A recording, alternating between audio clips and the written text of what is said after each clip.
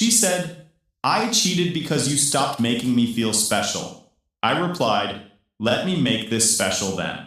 I sent every screenshot to his wife, his boss, and his very religious mother. Their special connection ended with 2 divorces and a firing.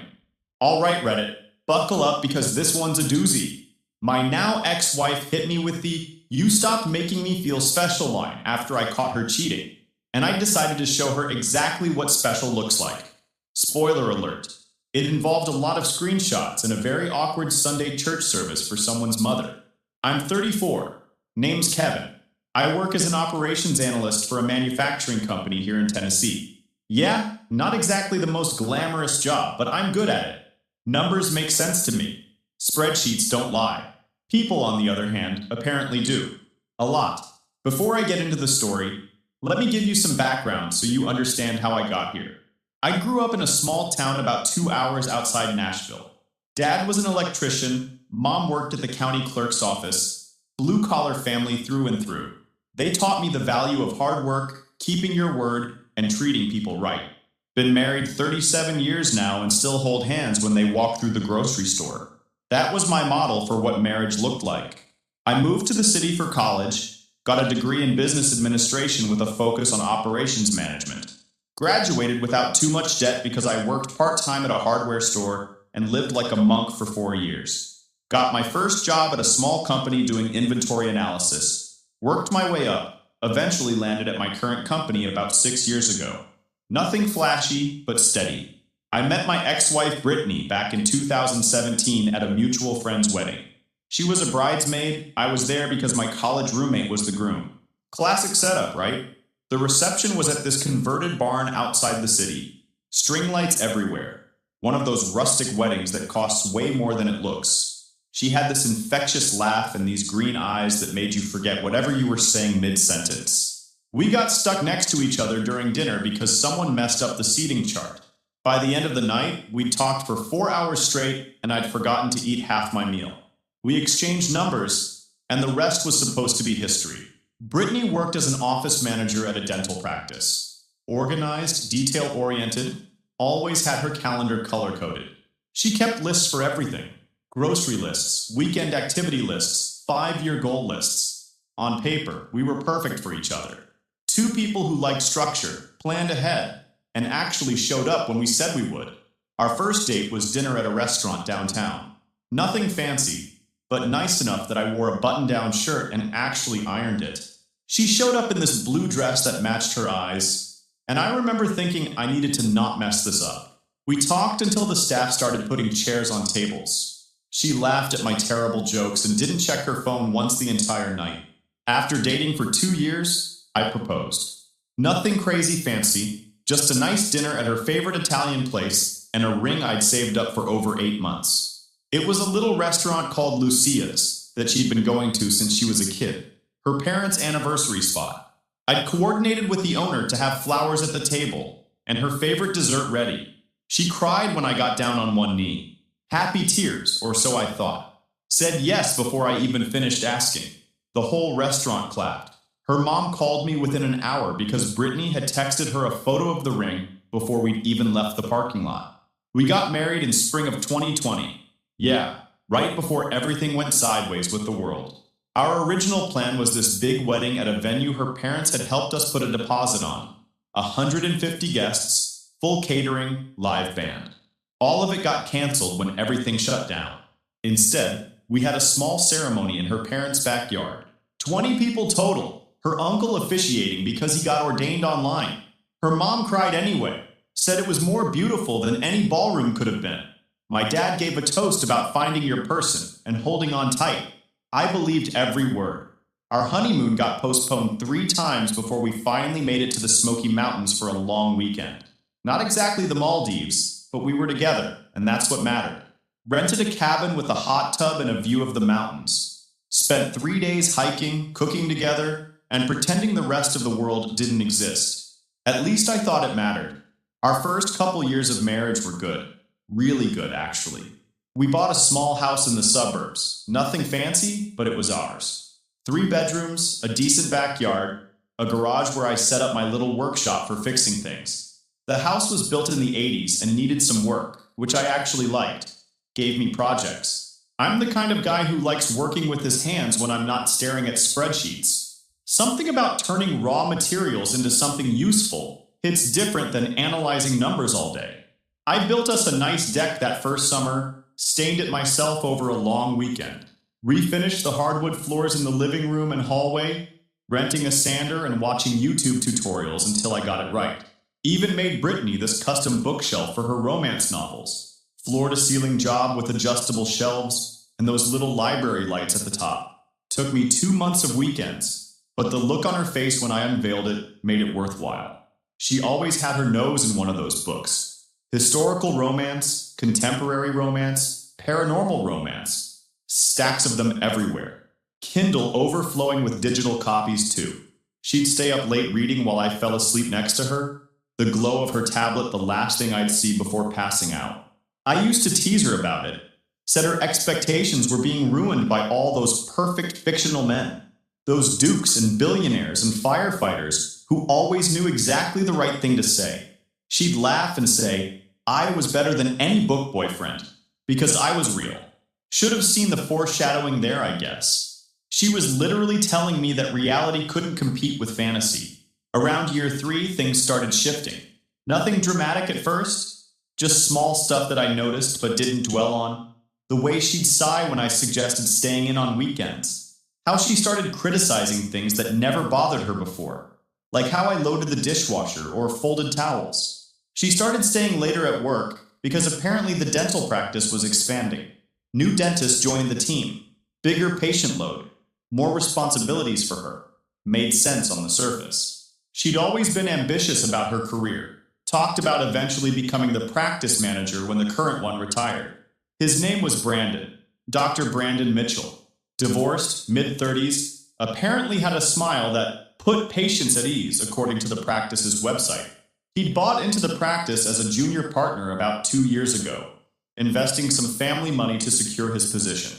I looked him up once when Brittany mentioned they were doing inventory together after hours. Just curiosity, nothing suspicious at that point. Dude looked like every other dentist. Forgettable face, expensive haircut, the kind of guy who probably had strong opinions about flossing and electric toothbrushes. His social media was full of golf photos and pictures of his 2 kids at soccer games. Looked like a normal suburban dad, living a normal suburban life. Brittany started talking about him more. Brandon thinks we should switch suppliers for the cleaning instruments, says we're overpaying. Brandon has such good ideas about streamlining the patient schedule. Brandon brought everyone fancy coffee this morning from that new place downtown. Brandon. At first I figured it was just work stuff. When you spend 40 hours a week with someone, they're bound to come up in conversation. I talked about my coworkers plenty too, but there was something different about how Brittany said Brandon's name. This little spark in her eyes, this energy in her voice that I hadn't heard in a while. Looking back, all the signs were there. I just didn't want to see them. The late nights became more frequent starting around October.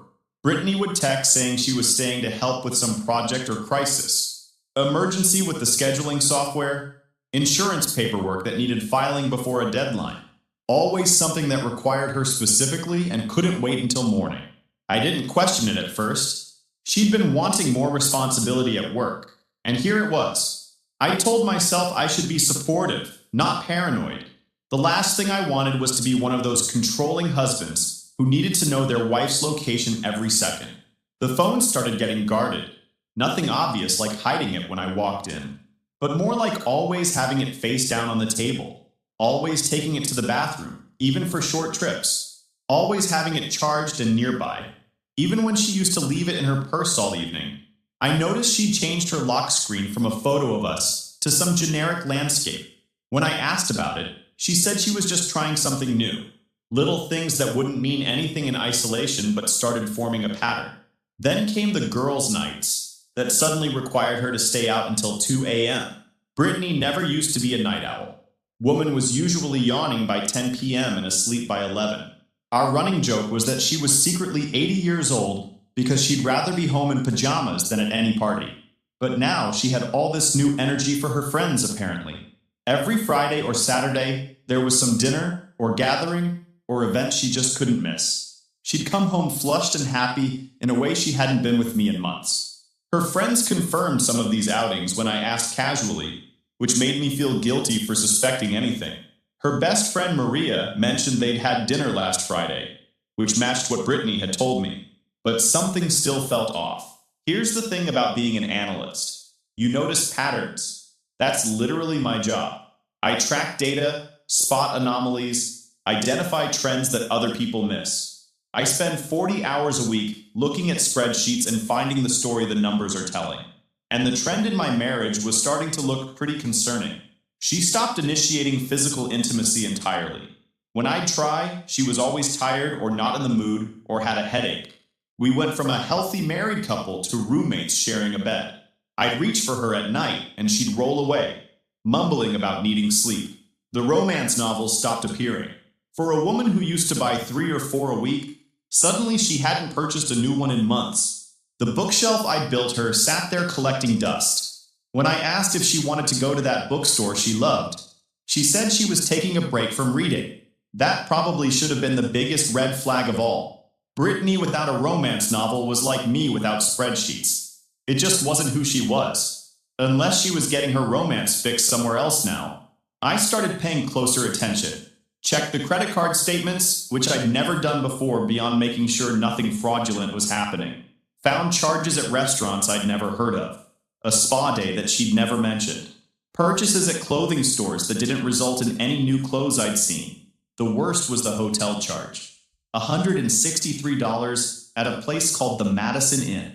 Posted on a night when Brittany claimed she was at Maria's house for a birthday celebration. I felt sick when I saw it. Part of me wanted to confront her immediately, throw the statement in her face and demand answers. But another part, the analyst part, knew that wouldn't get me anywhere. She'd deny it or make an excuse or turn it around on me for snooping. I needed more information. I'm not proud of what I did next, but I don't regret it either.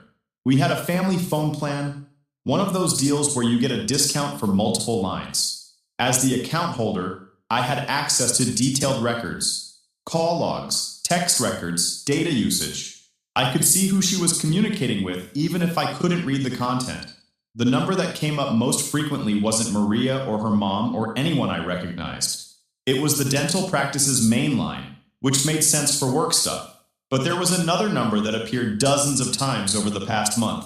Late night calls lasting 30, 40, 60 minutes. Texts at all hours. I did a reverse lookup on the number. It was registered to Brandon Mitchell. My wife was having long phone conversations with her coworker every night while I slept in the next room. She was texting him throughout the day, every day, and she'd never once mentioned any of it to me. I drove past his house one night when Brittany said she was working late. Nice place in the suburbs, 2-car garage, toys in the front yard from his kids. His BMW was in the driveway. So was Brittany's Honda. I sat there in my truck for probably 20 minutes, watching the house. The lights were on in what looked like the living room. I could see shadows moving behind the curtains. My hands were shaking on the steering wheel. Part of me wanted to march up to that door and cause a scene. Confront them both and watch them scramble for excuses. But I didn't. Instead, I took a photo of her car in his driveway, noted the time and date, and drove home. I was already building my case. I just didn't know exactly what I was going to do with it yet. It was a random Tuesday in March when everything blew up. Nothing special about the day. Cloudy, a little cold, the kind of weather that makes you want to stay inside with a cup of coffee. I'd gone to work like normal, sat through 2 morning meetings, answered emails, reviewed some quarterly reports. Then my afternoon meetings got canceled. Company was doing a system upgrade, and nobody could access the main databases anyway. So my boss Janet told everyone to take off early. Use the afternoon for personal stuff, catch up on rest, whatever. I figured I'd surprise Brittany with a nice dinner. I stopped by the store, grabbed stuff to make her favorite meal. Grilled salmon, roasted vegetables, that fancy jasmine rice she liked from the Asian market across town. Even picked up flowers because why not? Trying to be a good husband over here. Trying to reconnect with my wife who'd felt distant for months. When I got home, Brittany's car was in the driveway. Weird since she was supposed to be at work until 6. The practice didn't close until 5:30, and she usually stayed at least half an hour after to close out the day. I figured maybe she was sick or had a dental appointment of her own. I let myself in quietly, not trying to be sneaky, just not making much noise since she might be napping if she was feeling under the weather. Started putting groceries away in the kitchen, planning out the dinner prep in my head. That's when I heard it, her voice, coming from upstairs. And she wasn't alone. The sounds were unmistakable. Even through the floor and the closed bedroom door, there was no mistaking what was happening in my bedroom. In my bed. The bed I'd helped her pick out 2 years ago because she wanted something with a tall headboard. Now I could have gone full drama. Burst through the door, screaming and throwing things. That's what most people would do. That's what the movies show. That's what she probably expected if she ever got caught. But here's the thing about me. When I'm really angry, I get quiet, ice cold. My brain shifts into problem-solving mode instead of emotion mode. I learned it from my dad, who was the same way. The man could get so mad his face would go completely blank, and you knew that was when you were really in trouble. I stood at the bottom of the stairs, listening. Not to the sounds, because trust me, I didn't need those images burned into my brain any more than they already would be. But listening to them talking afterward, that's the thing they don't show in movies. The post-affair conversation when they think they're alone. I heard him first. This deep voice I didn't recognize saying something about how they needed to be more careful. How his wife had been asking questions about his schedule. How he'd had to make up a story about a dental conference to explain being unavailable last weekend. His wife. So this wasn't just some single guy. This was a married man. My wife was having an affair with another married man who had kids waiting for him at home. Double the betrayal, double the destruction. Then I heard Brittany laugh. This light, carefree laugh that I hadn't heard directed at me in months. She said something about how it would be worth it. How what they had was special. How she'd never felt this way before. Special. There was that word again. I quietly backed out of the house, grabbing the grocery bags as I went because some part of my brain was still operating on autopilot. Got in my car, drove to a parking lot down the street, and sat there for probably an hour just thinking, processing. My hands were shaking, but my mind was crystal clear. See, most guys in this situation would confront immediately, blow everything up in the heat of the moment. But that's how you lose. That's how you end up looking like the bad guy while they play victim. I'd seen it happen to my buddy Dave after his divorce. His ex somehow spun everything, made him out to be controlling and paranoid, and their mutual friends all sided with her, even though she was the one who cheated. Not me. I was going to be strategic about this. Patient. Methodical. I was going to treat this like a work project, with objectives and timelines and deliverables. I waited until their cars left. His was the silver BMW I'd seen in his driveway, because of course it was. She walked him out to the door, looking around nervously to make sure no neighbors were watching. I was parked too far away for her to notice my truck. Then I went back inside, made myself dinner like nothing happened, and started planning. The salmon was good.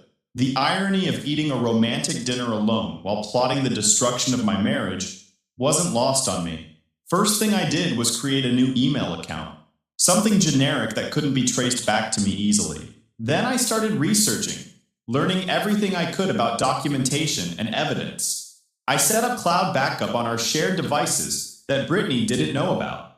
We had one of those family phone plans, which meant I had access to more than she realized. I didn't hack anything or break any laws, didn't install any spyware or tracking apps, just used the access I legally had as the account holder to our various accounts. Over the next 3 weeks, I became a ghost in my own marriage, acted completely normal, made dinner, watched TV together, even initiated intimacy a few times. She turned me down, of course, too tired from work, but I had to maintain the facade.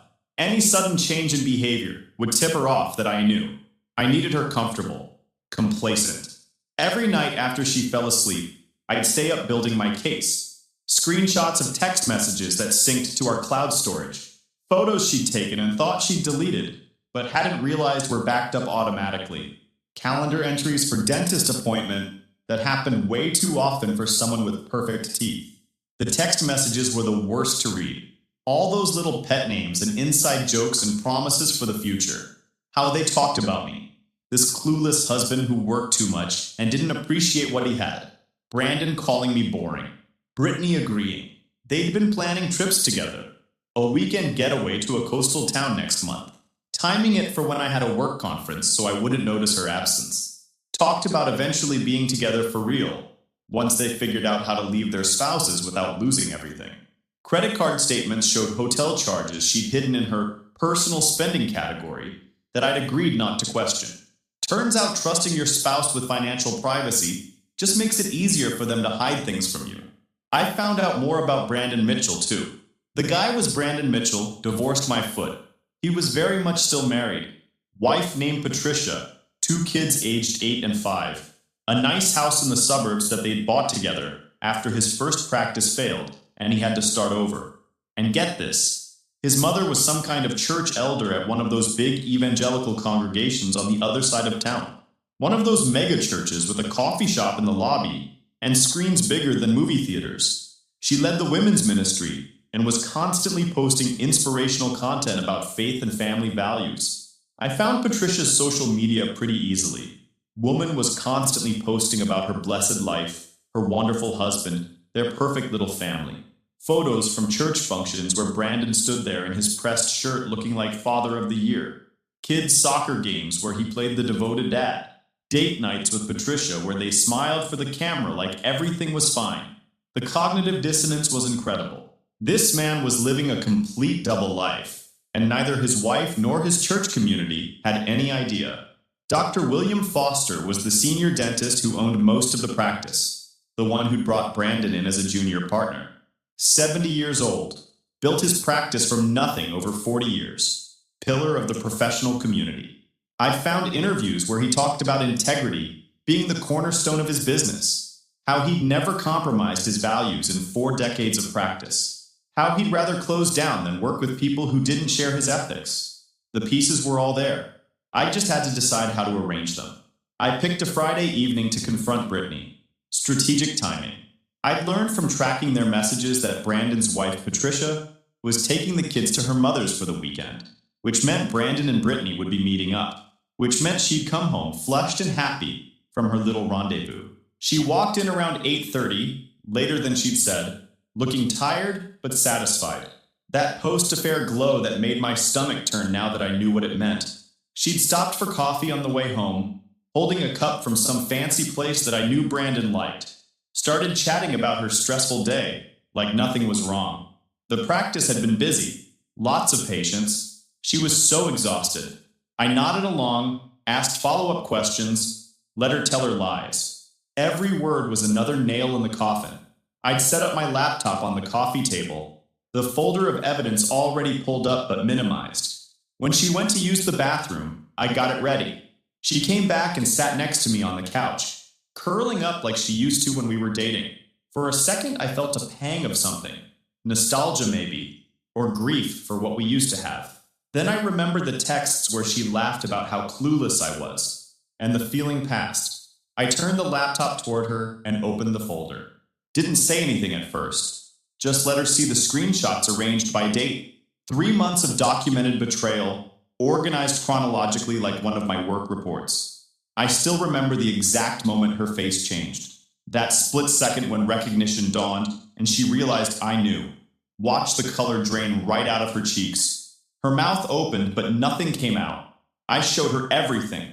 The texts, the photos she'd sent him, the hotel receipts, the timeline I'd constructed, the calendar entries, the credit card charges, the phone records, presented without emotion, just facts. Like I was walking a client through a quarterly report. She tried crying first. The tears came fast and heavy, accompanied by apologies and promises. She'd made a terrible mistake. She loved me. It didn't mean anything. Please, we could work through this. We could go to counseling. I didn't respond. Just kept scrolling through the evidence. When that didn't work, she switched to anger. How dare I spy on her? How dare I violate her privacy like this? This was a betrayal of trust, going through her phone records and her messages. I was controlling and paranoid, and this is why she felt trapped in our marriage. I almost laughed at that one. Almost. She'd been sleeping with another man for 3 months, and I was the one who betrayed trust. Then came the excuses. The explanation I'd been waiting for. Work had been so stressful lately. She'd been feeling neglected for months. I was always so focused on projects around the house, on my job, on my spreadsheets and my furniture building and everything except her. I didn't make her feel special anymore. Brandon made her feel wanted, made her feel desired, made her feel like she was the most important person in the room. He listened to her, really listened, and told her she was beautiful and interesting and worth knowing. That word, special. She used it like it was some kind of magic spell that would explain everything away. Like feeling special was justification for destroying 2 marriages, lying to everyone who loved her, and carrying on a 3-month affair with a married father of 2. I let her finish her whole speech. Let her get it all out. The crying, the anger, the excuses, the justifications. Sat there with my hands folded, face blank, waiting. Then I said the line I'd been rehearsing in my head for weeks. You cheated because I stopped making you feel special? All right then, let me make this special. And I told her exactly what was about to happen. The screenshots were going to his wife Patricia first. Every single one. Including the text where Brandon talked about how boring his marriage was. How Patricia had let herself go after the kids. How Brittany was the only thing that made his life worth living. They were going to Dr. Foster, his business partner, and the man whose reputation Brandon had been risking with every hotel meetup and every lie.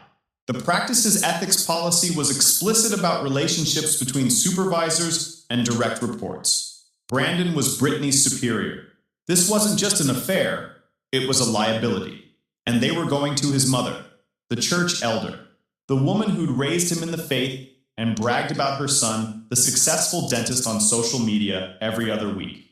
The woman who led Bible studies about honoring your marriage vows. Brittany started begging, actually got down on her knees, tears streaming, promising to end it immediately, promising to go to counseling, promising anything I wanted.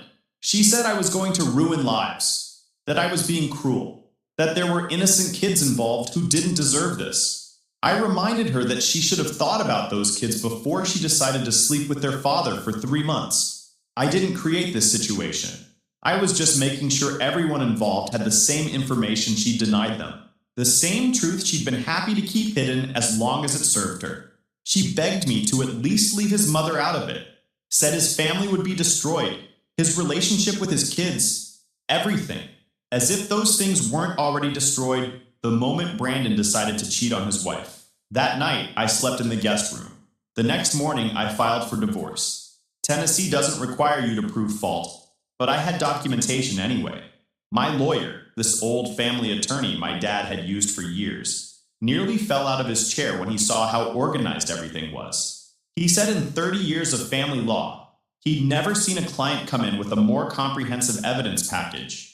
Time-stamped screenshots, corroborating phone records, credit card statements, everything cross-referenced and indexed. He asked if I was sure I wasn't a private investigator. I told him I was just an analyst who took his work home. I didn't send everything at once. That would have been inefficient. Instead, I did it strategically over about 72 hours. Maximum impact, minimum chance for damage control. First was Patricia. I created a simple email from my anonymous account explaining who I was and why I was reaching out.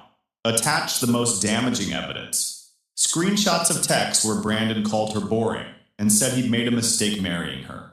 Photos that were clearly intimate, calendar entries showing they'd been meeting twice a week for months. I wasn't trying to hurt Patricia. She was as much a victim as I was, but she deserved to know who she was really married to.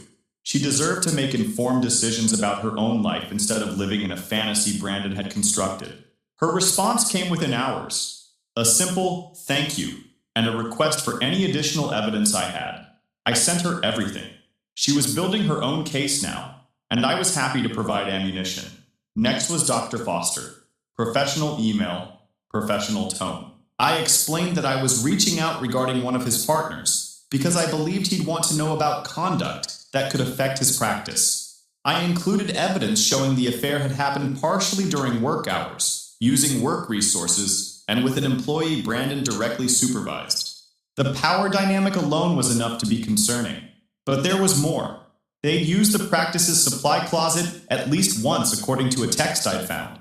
They'd coordinated schedules so they'd be alone in the office. The practice's reputation was being risked every single day this continued. Dr. Foster called me personally the next day, thanked me for bringing it to his attention, said it confirmed suspicions he'd already had about irregularities in Brandon's schedule and behavior. He was already consulting with his lawyers about dissolving the partnership and what it might mean for the practice. Finally, the mother. This one I'll admit I hesitated on. Going after someone's relationship with their parents feels dirty, even when they deserve it. Family is supposed to be sacred, separate from the mess of adult failures. But then I remembered how this affair had affected my relationship with my own family, how I'd have to explain to my parents why my marriage failed, how my mom had already started planning for grandkids she'd never get from this relationship, how my dad would look at me with that quiet disappointment, wondering where he went wrong, raising a son whose wife would treat him like this. Brandon's mother's church had a public email for their leadership team. I sent a message there, kept it factual, no editorializing. Her son had been conducting an affair with a married woman for 3 months. The evidence was attached. I thought she should know before she continued posting about what a wonderful Christian family man he was. I heard through the grapevine later that the fallout at church was spectacular. Woman apparently stood up during a Sunday service and publicly apologized to the congregation for her son's behavior, asked them to pray for him and his family during this difficult time. Brandon had to sit there through the whole thing while hundreds of people stared. Sometimes Karma wears sensible church shoes and speaks into a microphone. The dominoes fell fast after that, faster than I expected, honestly. The Monday after I sent everything out, my phone started blowing up. Patricia had forwarded my email to Brandon with a message that just said, "Don't bother coming home." He tried calling Brittany, who tried calling me, who didn't answer. Then Brandon tried calling me directly. Left 3 voicemails that went from apologetic to angry to pleading in the span of an hour. I saved them all but never responded. Dr. Foster's office called the practice that same Monday morning. Brandon was summoned to a meeting that afternoon. According to Brittany, who was still texting me desperate apologies at that point, he came out of that meeting looking like he'd aged 10 years, packed his personal items into a box while the entire staff watched. His mother called him Tuesday night after the church leadership forwarded my email to her. That conversation apparently lasted 4 hours and ended with her hanging up on him mid-sentence. She'd spent decades building her reputation in that congregation, and her son had just made her look like a fool in front of everyone she respected. Patricia filed for divorce within a week. She hired an aggressive family law attorney who went after everything: the house, primary custody of the kids, his retirement accounts, half the value of his practice partnership. Brandon tried to fight it at first, claiming the affair was exaggerated, but Patricia had all my evidence plus whatever else she dug up on her own. The settlement left him with supervised visitation every other weekend and child support payments that ate up most of his income. Dr. Foster moved even faster. Brandon was asked to resign from the practice within 2 weeks of my email. The official story was mutual agreement to dissolve the partnership, but everyone in the professional community knew the truth. The dental board got involved too. Something about ethics violations and professional conduct standards. Brandon had to appear before a committee to explain himself. His license wasn't revoked, but there was a formal reprimand on his record that would follow him forever. Without a job and facing a brutal divorce, Brandon had to take a position at some corporate dental chain 3 hours away.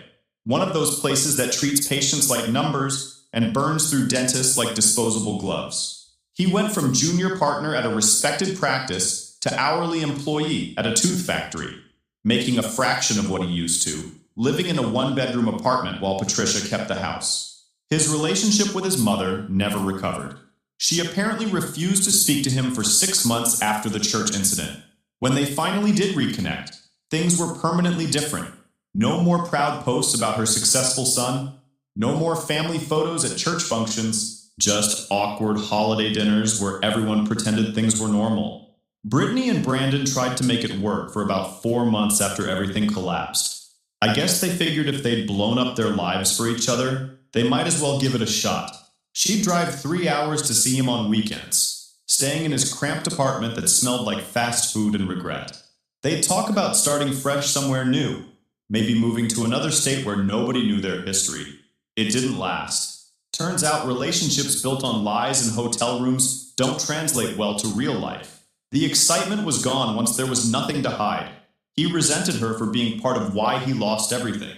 She resented him for not being the exciting escape he'd seemed when they were sneaking around. Without the thrill of secrecy, they were just two people who'd made terrible decisions together. They had one final blowout fight in May and never spoke again. Brittany told Maria, who told someone who told me, that he blamed her for not keeping things quiet. She blamed him for not leaving Patricia sooner, so they could have done this the right way. Neither of them seemed to consider that maybe there was no right way to do what they did.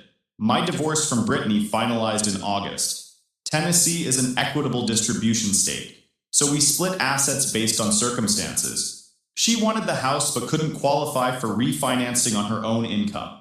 The dental practice had become uncomfortable after everything came out. Dr. Foster didn't fire her, but everyone knew. She went from golden employee to the woman who slept with the married partner and got him fired. She ended up selling the house. Market wasn't great, so she barely broke even after the mortgage and fees. Moved into a small apartment across town and started looking for jobs at other practices. Finding work wasn't easy when word had spread about what happened. Last I heard from mutual friends, she was working at a discount dental clinic 2 counties over. Long commute, lower pay, no benefits. Living in that same small apartment with a cat she adopted for company. Her friends from before the affair mostly stopped talking to her once they found out.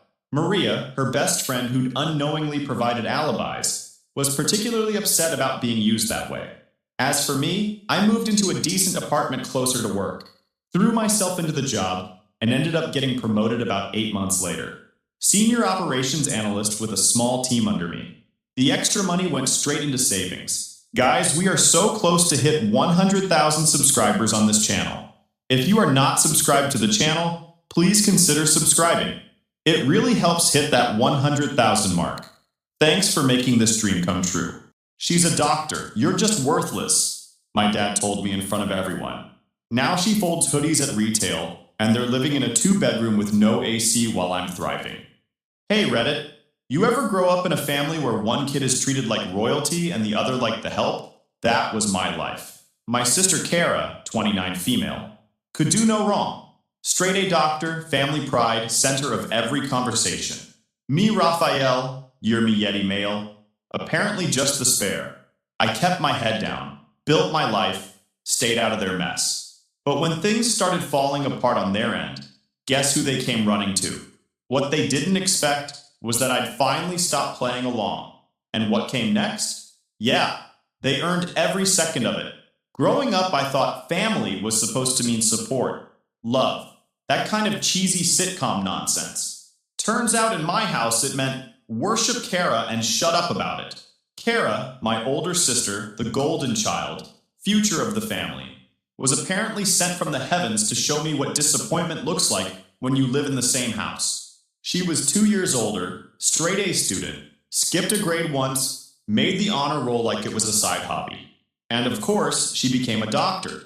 Because of course she did. The second she got into med school, the entire household turned into her personal fan club. My mom actually cried like Kara just cured cancer the day she got her acceptance letter. I swear my dad printed out her email and framed it. Meanwhile, I was over in the corner like, cool, I passed math. And they didn't even look up from their phones. And that was just the beginning. By the time Kara actually graduated and got her white coat and shiny stethoscope, it was like living with royalty. Everything she did turned into a flex. She'd come home for holidays, park her brand new Lexus in front of the house, toss her Louis Vuitton bag on the couch, and pretend she didn't smell the poor air I apparently carried with me. Thanksgiving? A Kara highlight reel. Christmas? Kara's charity work. Even my damn birthday once turned into a backhanded celebration of Kara. I brought a girl I was dating to one family dinner, and Kara deadass looked her up and down and said, "Oh wow, you're so brave for dating someone so artistic." I'm not even an artist. She just meant poor. Every time I'd say something about work, I do project management, nothing fancy but stable. My parents would straight up ignore it or respond like I told them I was working at a lemonade stand. Raphael, have you considered getting a real job? Maybe one day you'll do something that matters. That was their version of support.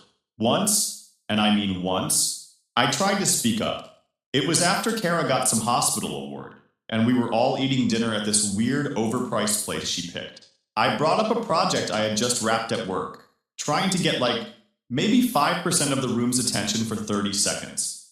My dad looked at me, dead serious, and said, "She's a doctor. You're worthless." Just like that. No smile, no sarcasm. Just straight to the point like I was a mistake they were still stuck with. My mom laughed so hard she had to wipe her eyes. Kara didn't even look up from her food. Daniela, my girlfriend, was there too. She squeezed my knee under the table, and that was the only reason I didn't lose it right there. I didn't say anything back, just nodded and kept eating. That was the day I stopped trying to be seen. Kara, meanwhile, could talk about suturing a guy's eyelid back on after a car crash, and everyone would act like she descended from Olympus. She's just gifted, my mom once. And if you think my parents ever stepped in or told her to cut it out, absolutely not. They encouraged it. They'd laugh, nod, even add their own jabs. My mom once called me her creative little late bloomer, like I was a toddler playing with blocks. Kara's golden status wasn't about what she did. It was who she was to them. Their success story. Their bragging rights. And I was just the footnote. The, he's doing okay too, I guess, kid. Except I wasn't even doing bad. I had my own decent apartment, not big, not small. Decent savings, solid job. No loans, no scandals. Just not shiny enough for them to care. Even holidays got weird. Kara would bring these pretentious gifts, imported wine, fancy leather journals, God knows what, and then roll her eyes when I showed up with something from Target. One year, she gave our parents a weekend spa getaway. I gave them a digital photo frame. My mom didn't even unwrap it. She just said, "Oh, useful," and moved it aside like it was a sack of potatoes. Daniela once told me I should record these dinners and sell them as psychological case studies. How golden child syndrome ruins entire bloodlines. She wasn't kidding. She saw the worst of it. The birthday where my own mom forgot to text me but posted Kara's baby photo collage with a caption like, "We're so blessed to have her." I wasn't even tagged. And Kara? She didn't care. She didn't pretend to care. She'd smirk through family events, sipping her overpriced coffee and tossing out jabs like confetti. Still in that shoebox apartment? Still doing whatever it is you do? My grandparents were the only ones who ever gave a damn about me without it being tied to Kara. My grandfather used to pull me aside and ask real questions, like actual interest in my life. And my grandma? She said she was proud of me, always. But they were old, quiet, not the kind of people who'd go against the rest of the family out loud. So yeah, that was my life. Kara the queen, me the court jester. For a while, I thought maybe that's just how it'd always be. Some people are born to be background noise, I guess. But then things changed. Not suddenly. Not all at once. But something shifted. And trust me when I say, Kara, she was not built for losing. And I was not about to be their backup plan. So, I was working late one night when I saw Kara's name pop up on my phone. No text. A straight-up phone call. Which was weird enough already, considering she never called me unless she was trying to humble brag about some award, or ask if I could help set up her Wi-Fi like I was the family tech guy. It was just after 11 p.m. I stared at it for a second, thinking maybe she meant to call someone else. But then it rang again. Same number. I answered with, "You dial wrong?" All I heard was sobbing, ugly, hiccupy, completely broken crying. For a second, I thought maybe something happened to our parents. Not that I'd wished for it, but it was the only thing that made sense. Kara doesn't do vulnerable. "Raphael," she choked out. "I don't know what to do." I didn't say anything at first, not because I cared, but because my brain was still catching up. This was Kara, golden child Kara, ice queen Kara, acting like her world just collapsed on my voicemail. She tried to explain through all the crying, but I couldn't get half of it until she finally calmed down a bit. Turns out she screwed up. Big time. She didn't say the exact details, because even now she's too proud to admit it. But it happened during surgery. She made some mistake, and the hospital did not take it lightly. She was fired. Straight up. Not suspended, not demoted, fired. And on top of that, the patient's family was suing her personally. So in one shot, she lost her job, her salary, her reputation, and was about to be slapped with legal fees she couldn't even begin to cover. "And what do you want from me?" I asked.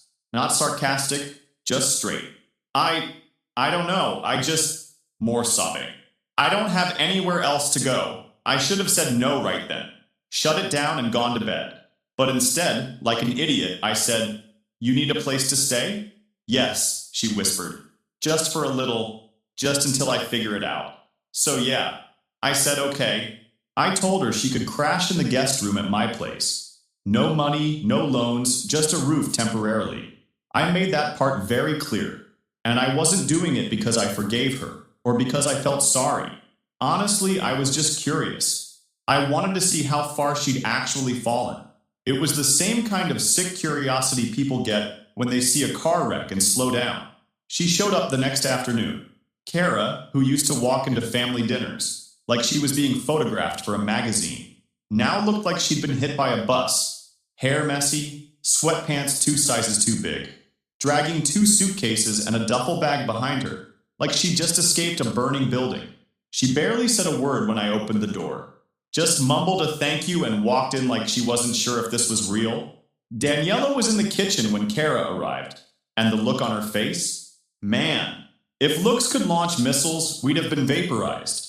She didn't say anything, but I could tell this was going to be tense. Let me explain. Daniela remembered everything. Every jab Kara threw. Every snide remark about my apartment, my job, her. Especially her.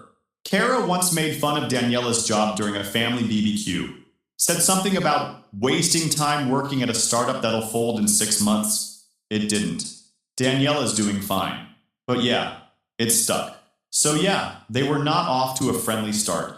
First couple days, Kara barely left the guest room. She showered, made microwave meals, and avoided eye contact.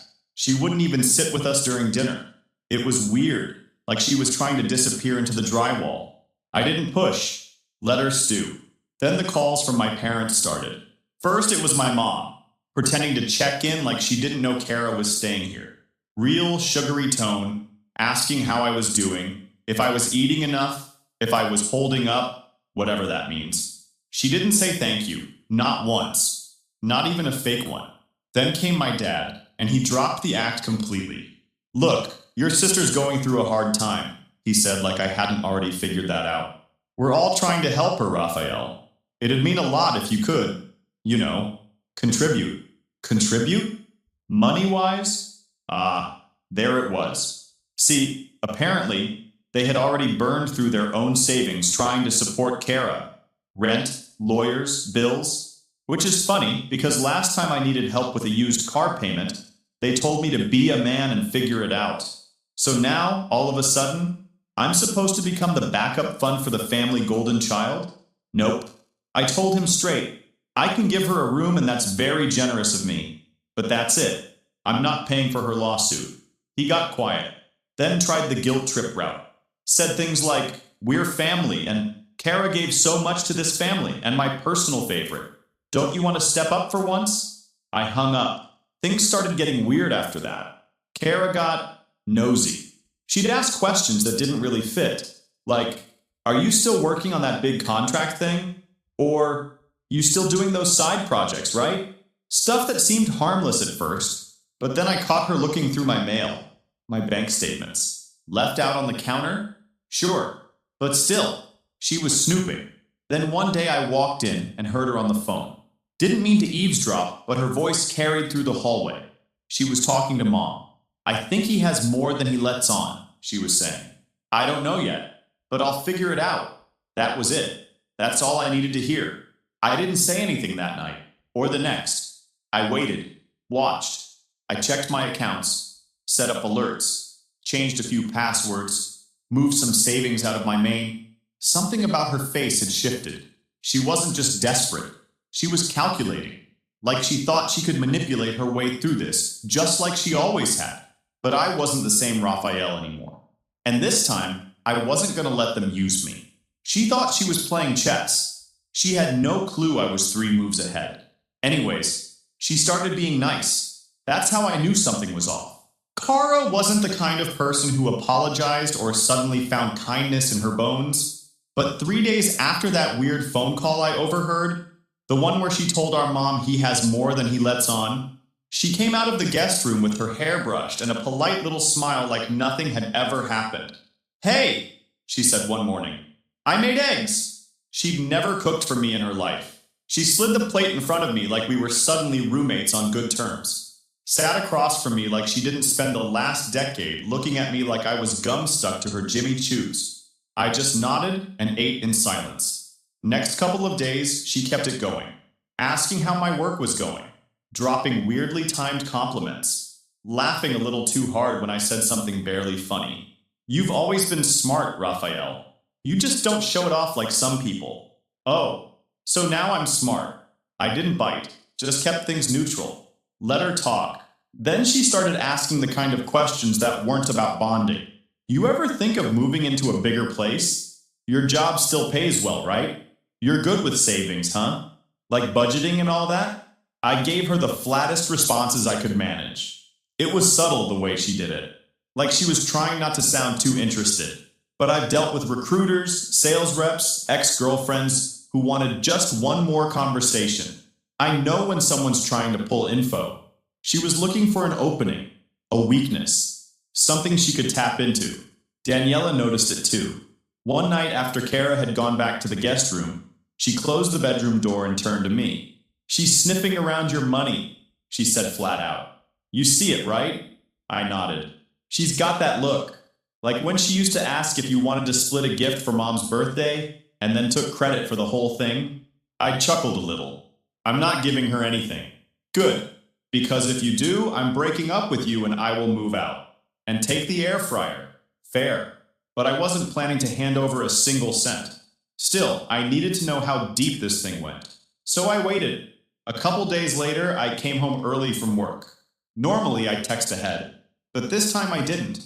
I walked in quietly and heard her voice before I even got my shoes off. She was in the kitchen, on speakerphone again, talking to Mom. I paused near the hallway, close enough to hear, but not close enough to be spotted. "No, not yet. I'm trying," Kara said. "He's being weird about money. I don't think he trusts me." Then Mom's voice came through, all sharp and agitated. "Then make him. You're his sister. Just ask. Act like it's for groceries or rent or something small. Once you know what he has, we can work from there. You're smart. You'll figure it out." I froze. They weren't just hoping I'd help out. They were actively planning to squeeze me dry. Kara didn't even push back. She didn't say, "That's wrong," or "I don't want to lie." She just said, "Okay, I'll try again later." That was the moment it all clicked. Kara wasn't some broken down version of her former self, crashing at my place out of desperation. She wasn't rebuilding. She wasn't healing. She was repositioning. Still playing the same game, just from a different angle. And I was the next mark. I didn't walk in. I didn't confront her. Not yet. Instead, I backed away, grabbed my keys, and left the apartment. Got in my car and sat there for 10 minutes, just staring at the dashboard. She was really gonna do it. After everything. After all the years of being horrible, being cruel, getting everything handed to her, she still looked at me like a tool. Not a brother, not a person, just a wallet with Wi-Fi.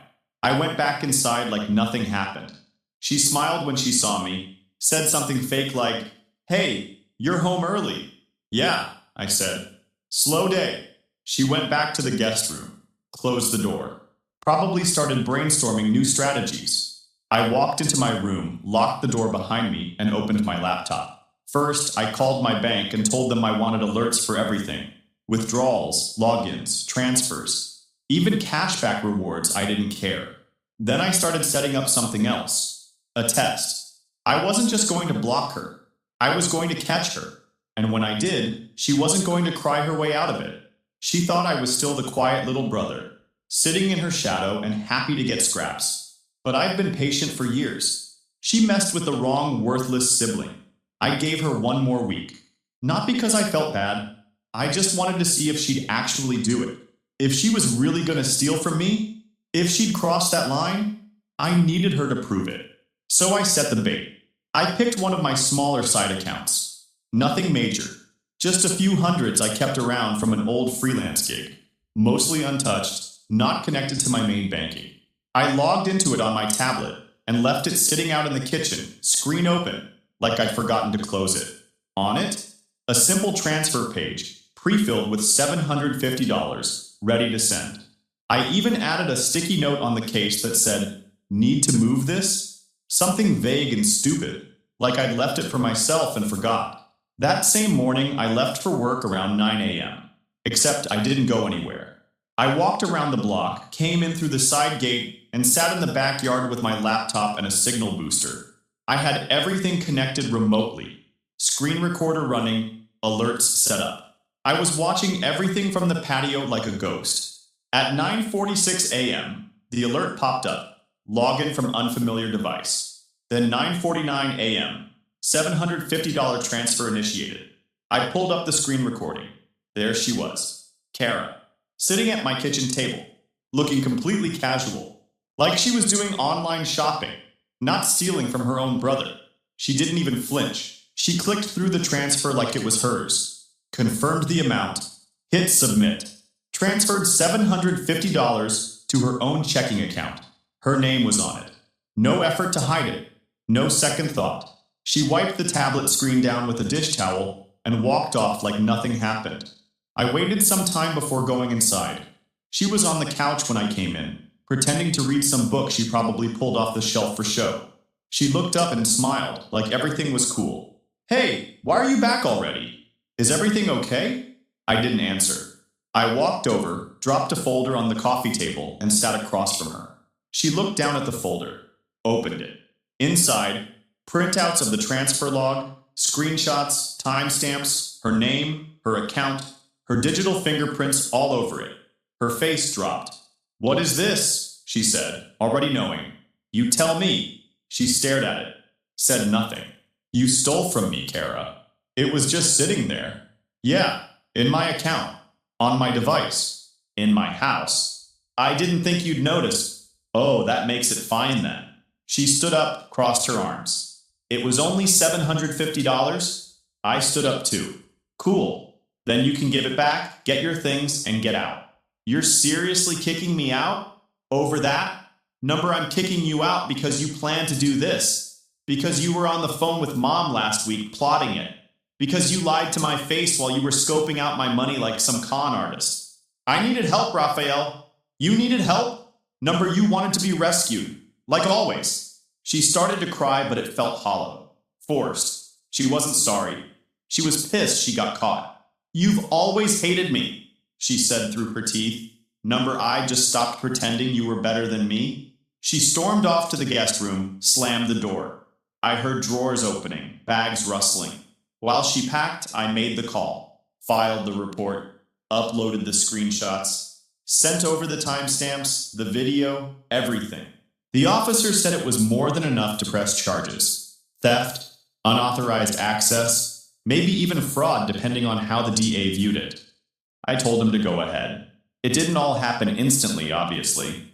The legal stuff takes some time to process. But I didn't need overnight revenge. I just needed it to stick. And it did. That night, my parents showed up. Didn't knock. Just barged in like I owed them a goddamn explanation. "You filed a police report against your sister?"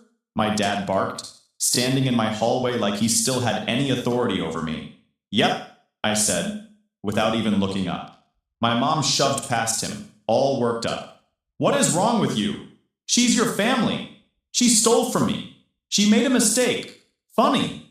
When I made mistakes, you told me to man up and deal with life. That's different. How?" They didn't answer. I stood up and pointed toward the door. "You've got 2 minutes to leave before I file a second report. This time for trespassing." "You ungrateful brat," my dad snapped. "You raised a thief," I shot back. "You made her this way. You let her walk all over me for years while you laughed about it. And now you expect me to just let it slide? Not happening. My mom's voice cracked. We raised you. We fed you. We gave you a home. Yeah. And in that home, you made sure I knew exactly where I ranked. Kara first, me second, when convenient. They stared at me, furious, speechless. I opened the door. Clock's ticking. They left. Kara didn't say a word the rest of the night. She finished packing in silence. Next morning, she was gone. But I wasn't done. I drove to my grandparents' house and sat across from my grandfather in the dining room. Laid out the folder. Showed him the same proof. He read every page. Quiet. Focused. Then he looked at me and said one word. All right. And in that moment, I knew the fallout wasn't just mine to deliver. He was about to bring the storm. I didn't ask what he meant. Didn't need to. My grandfather was a quiet man. But when he decided something, that was it. No second chances. No walking it back. 2 days later, he called me and said, dinner. This weekend. Everyone's coming. That's all he said. Then he hung up. I didn't tell Daniela much, just that I'd be out Saturday night. She raised an eyebrow and said, funeral or bloodbath? I shrugged. Hopefully both. When I got to their place, I could already tell this wasn't a normal family dinner. No smells from the kitchen. No jazz music playing like Grandma usually had. Just silence. I walked into the dining room and there they were. Kara, sitting stiff at the far end of the table. My parents on either side of her. My grandmother next to Grandpa, arms crossed. Everyone looked like they'd rather be anywhere else. No hugs, no hellos. I took a seat, waited. Grandpa folded his napkin, placed it on the table, and cleared his throat. We need to talk. Kara looked down at her lap. My mom gave that fake, concerned face she always pulled out for dramatic family moments. My dad? He was trying to keep a straight face, but you could tell he was ready to explode if he didn't like what he heard. Grandpa didn't waste time. I know what happened, he said. Raphael showed me everything. Silence. He turned to my parents. You knew she stole from him, and instead of fixing it, you tried to guilt him for defending himself. He's blowing it out of proportion. My mom snapped, already defensive. She made a mistake. Grandma cut in sharp. She committed a crime. The room went dead quiet. She accessed his account, Grandma continued. She transferred money. She thought no one would find out. And when she was caught, she didn't apologize. She called you two, and you told her to lie. My dad leaned forward, already fuming. Are you really taking his side? I'm taking the side of the one who didn't steal, Grandpa said. Calm, dead serious. Then he pulled out the will. Old man didn't wait. He looked them all in the eye and said, we're updating it. My mom's face cracked like glass. What? Everything you were supposed to inherit, Grandpa said, sliding the paperwork across the table, is being removed. You won't get the house. You won't get the trust. You won't get the life insurance. None of it. I've been your son for 55 years, my dad barked. And what did you do with that time? Grandma snapped. You raised a daughter who thinks she can lie, steal, and manipulate, and a son you ignored unless he was useful. Then Grandpa turned to Kara. You had everything, he said. All the help, all the praise, all the money. And what did you do? You stole from the one person in this family who never owed you anything. Kara opened her mouth like she was about to cry. Nothing came out. You're being cruel, my mom said. This isn't right. He's poisoning you against us. He didn't have to say anything, Grandpa replied. Your actions said it for you. Then came the line, I'll never forget. If you want to live off someone else's work, go figure it out. But it won't be ours anymore. I sat there, quiet. Not because I didn't have anything to say, but because I didn't need to say anything. They were finally hearing the truth from someone who mattered to them, and they couldn't handle it. Kara's eyes were glassy. Her lips were trembling, but no apology. No regret. Just panic. She didn't expect this. She thought she'd walk away from the theft, maybe cry her way back into sympathy later. Not anymore. My dad tried to push back one last time. You can't just cut us out. We're your family. Exactly, Grandpa said, standing up. And family doesn't treat each other like this. Dinner was over before it started. My grandmother didn't even bother bringing out food. She just stood, picked up the stack of paperwork, and walked out of the room like it was done, like they were already erased. My mom looked at me on the way out, face pale, jaw clenched. "I hope you're proud of yourself," she hissed. I didn't flinch. "I am." They left. No hugs, no fake promises to call, just stiff shoulders and heavy footsteps. Kara was the last one to walk out. That night, after they all left like ghosts, I got a text from Kara.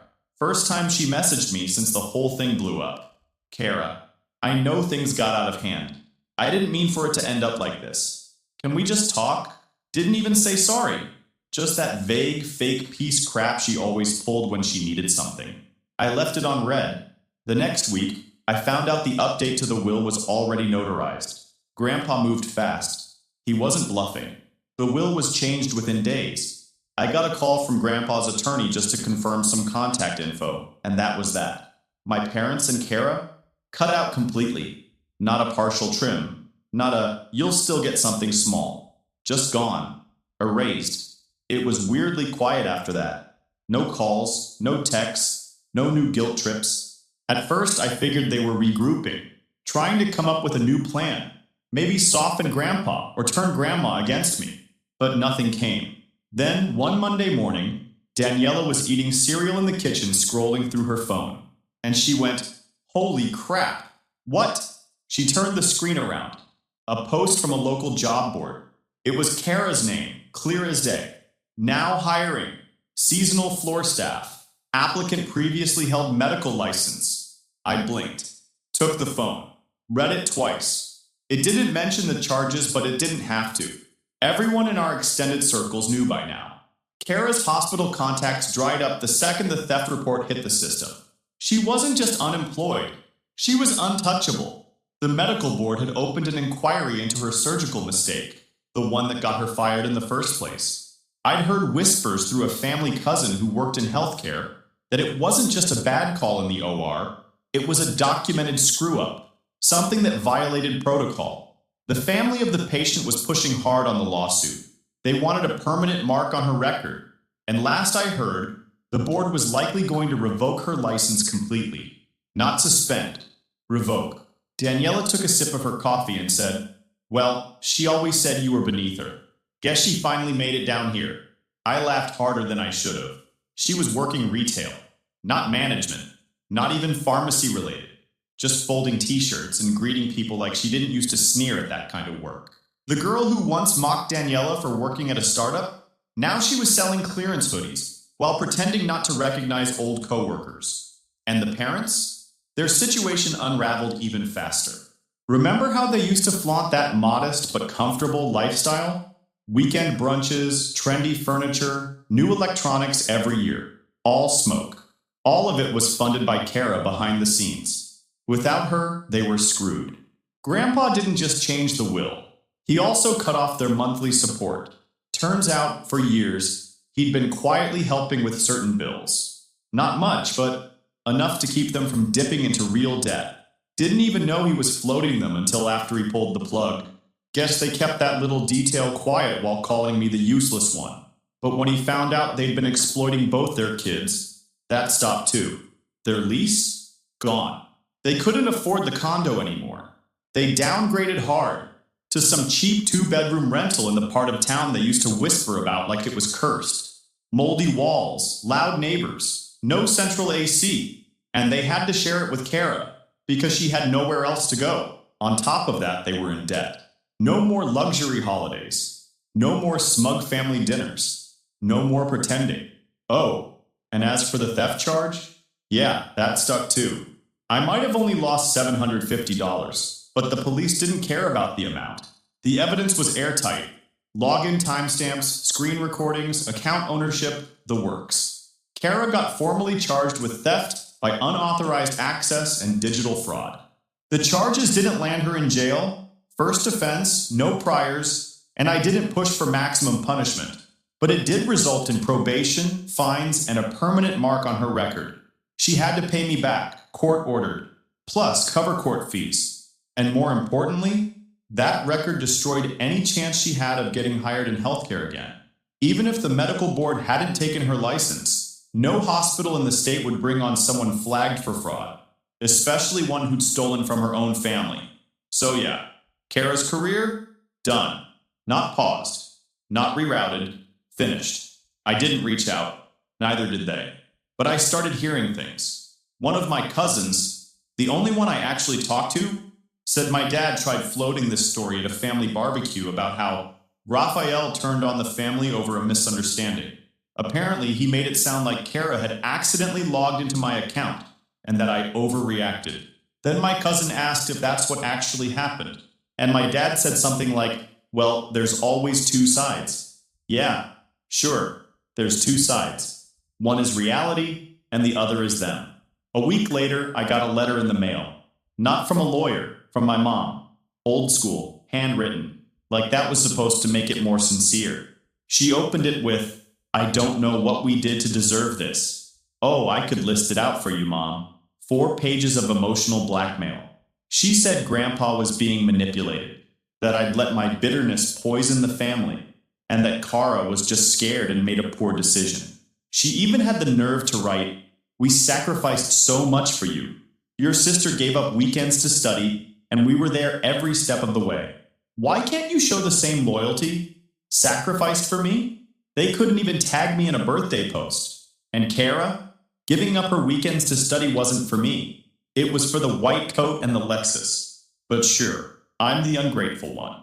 Still no apology, no accountability. Just the usual spin. We did our best. You were always so sensitive. Family sticks together. She ended it with, we hope someday you'll remember who was there for you when no one else was. Which is funny, considering they never were. I didn't respond. But the next morning, I got a knock at the door. It was Kara. No makeup. Greasy hair pulled back in a sloppy bun. Wearing a cheap branded polo and beige khakis from whatever store she was working at. She looked like a ghost of the person she used to be. Can we talk? She asked. I stood in the doorway, didn't invite her in. About what? She looked at the ground. I wanted to say I'm sorry. I didn't speak. I messed up, she said. I thought you'd never find out. And when you did, I didn't know what to say. I panicked. And now everything's gone. I crossed my arms. My job, my apartment, mom and dad, they're losing it. I'm working retail, like actual retail, on my feet all day, getting barked at by customers, kids yelling, people ignoring me. Sounds like life, I said. She looked up. I'm not here to ask for anything. I raised an eyebrow. Not money, she added quickly. I swear. I guess I didn't realize how badly I treated you. I thought I was better. I didn't think I was hurting anyone. That's the problem, I said. You never thought about anyone else at all. She nodded, stayed quiet. I'm not here to be forgiven, she said after a while. I needed you to know I get it now. I didn't say much else, just stood there. After a while, she stepped back. Well, that's all I came to say. Then she left. I watched her walk down the steps in those stiff khakis and ugly shoes. That was the same girl who once laughed when I told her I was budgeting for rent. Who said, you still live in that shoebox? Now she was stuck in a real shoebox. And I didn't feel sorry. Not even a little. Later that week, Daniela and I sat on the couch eating pizza and watching something dumb. She looked over at me and said, you good? Yeah, I said. Because you've been kind of quiet lately. I thought about it. About everything. About being the forgotten sibling. The joke. The background noise to Kara's highlight reel. About how they all treated me like I was just taking up space. And how now, without me, they were all barely holding it together. I'm not mad anymore, I said. She nodded. I'm just done. That night, I slept better than I had in years. Joked about calling off my wedding. But my brother confessed his love for my fiancée while leaving his pregnant wife and convincing our family to disown us. So I think I accidentally broke my family apart. Let me explain. I 26M got engaged to my beautiful fiancée Olivia 25F 6 months ago. Olivia and I grew up together in the same neighborhood. We went to the same kindergarten and were basically inseparable till high school. We started dating when we were 18 and 17.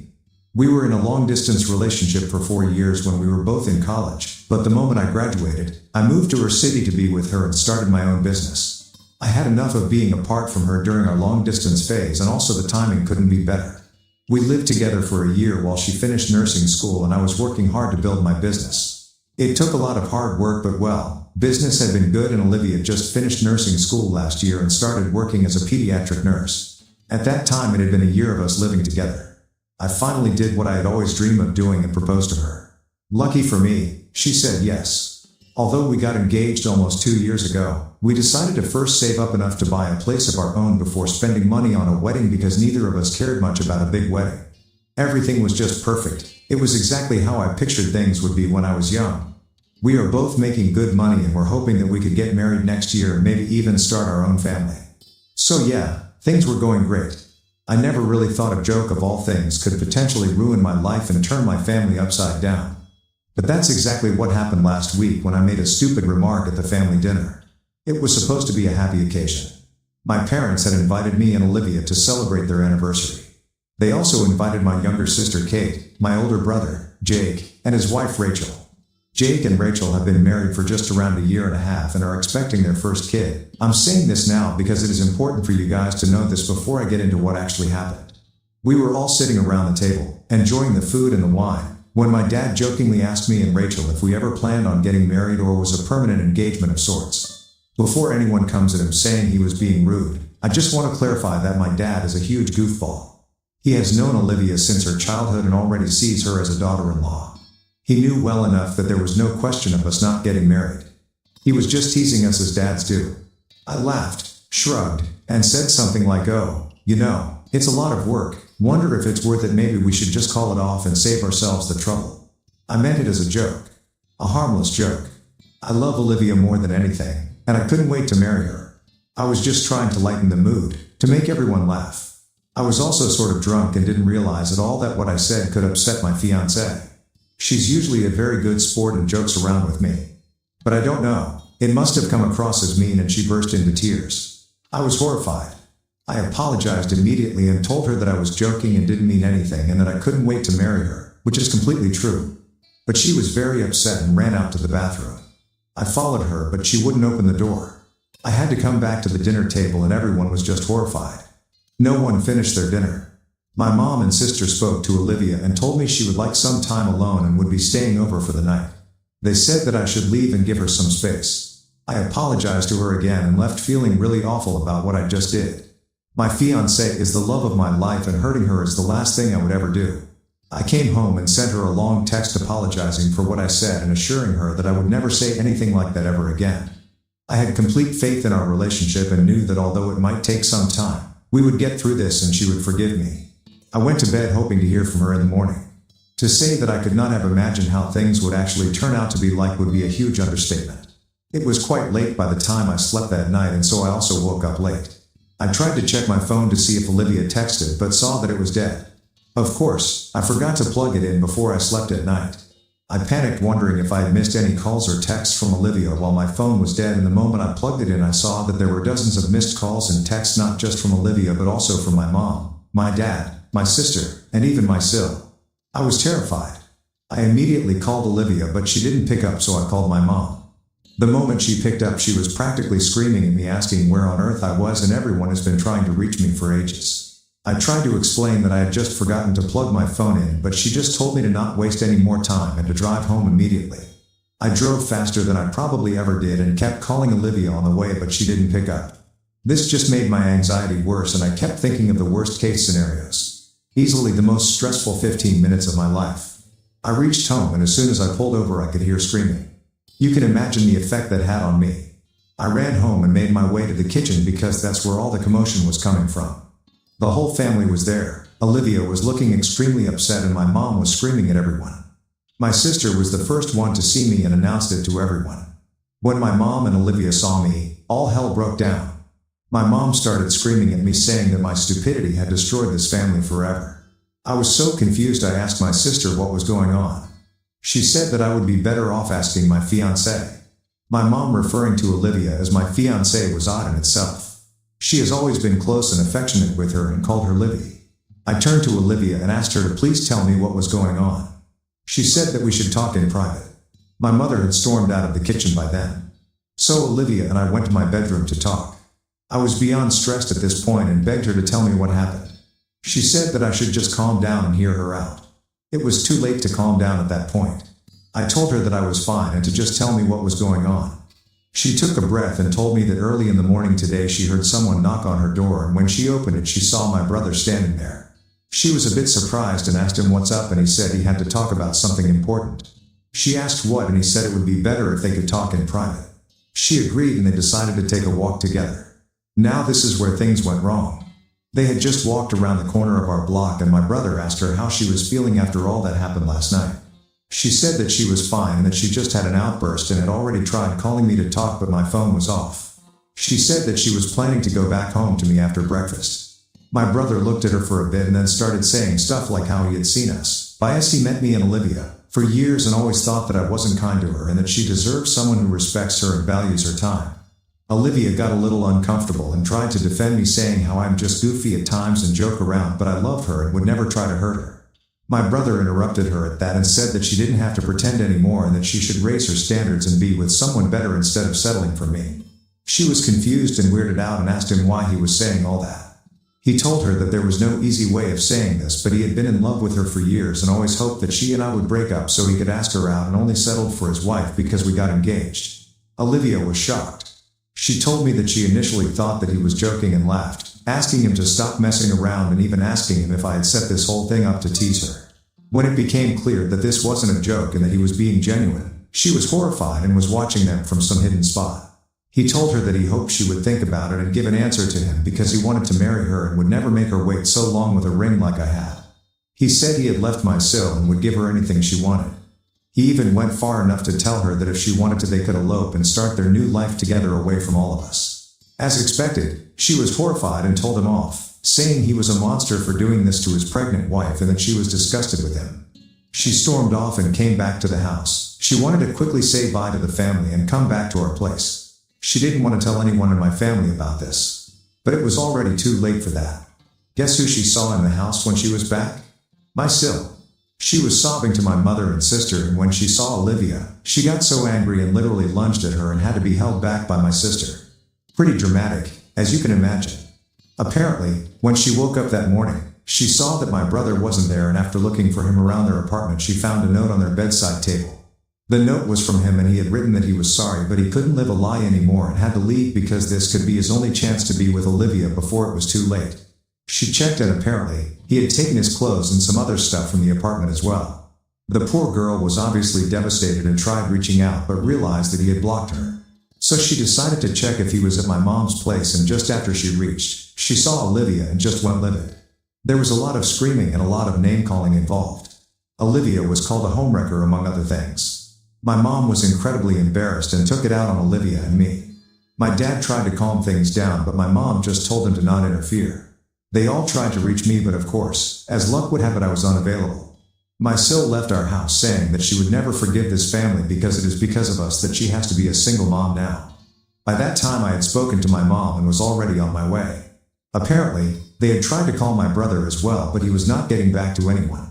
So that's what happened.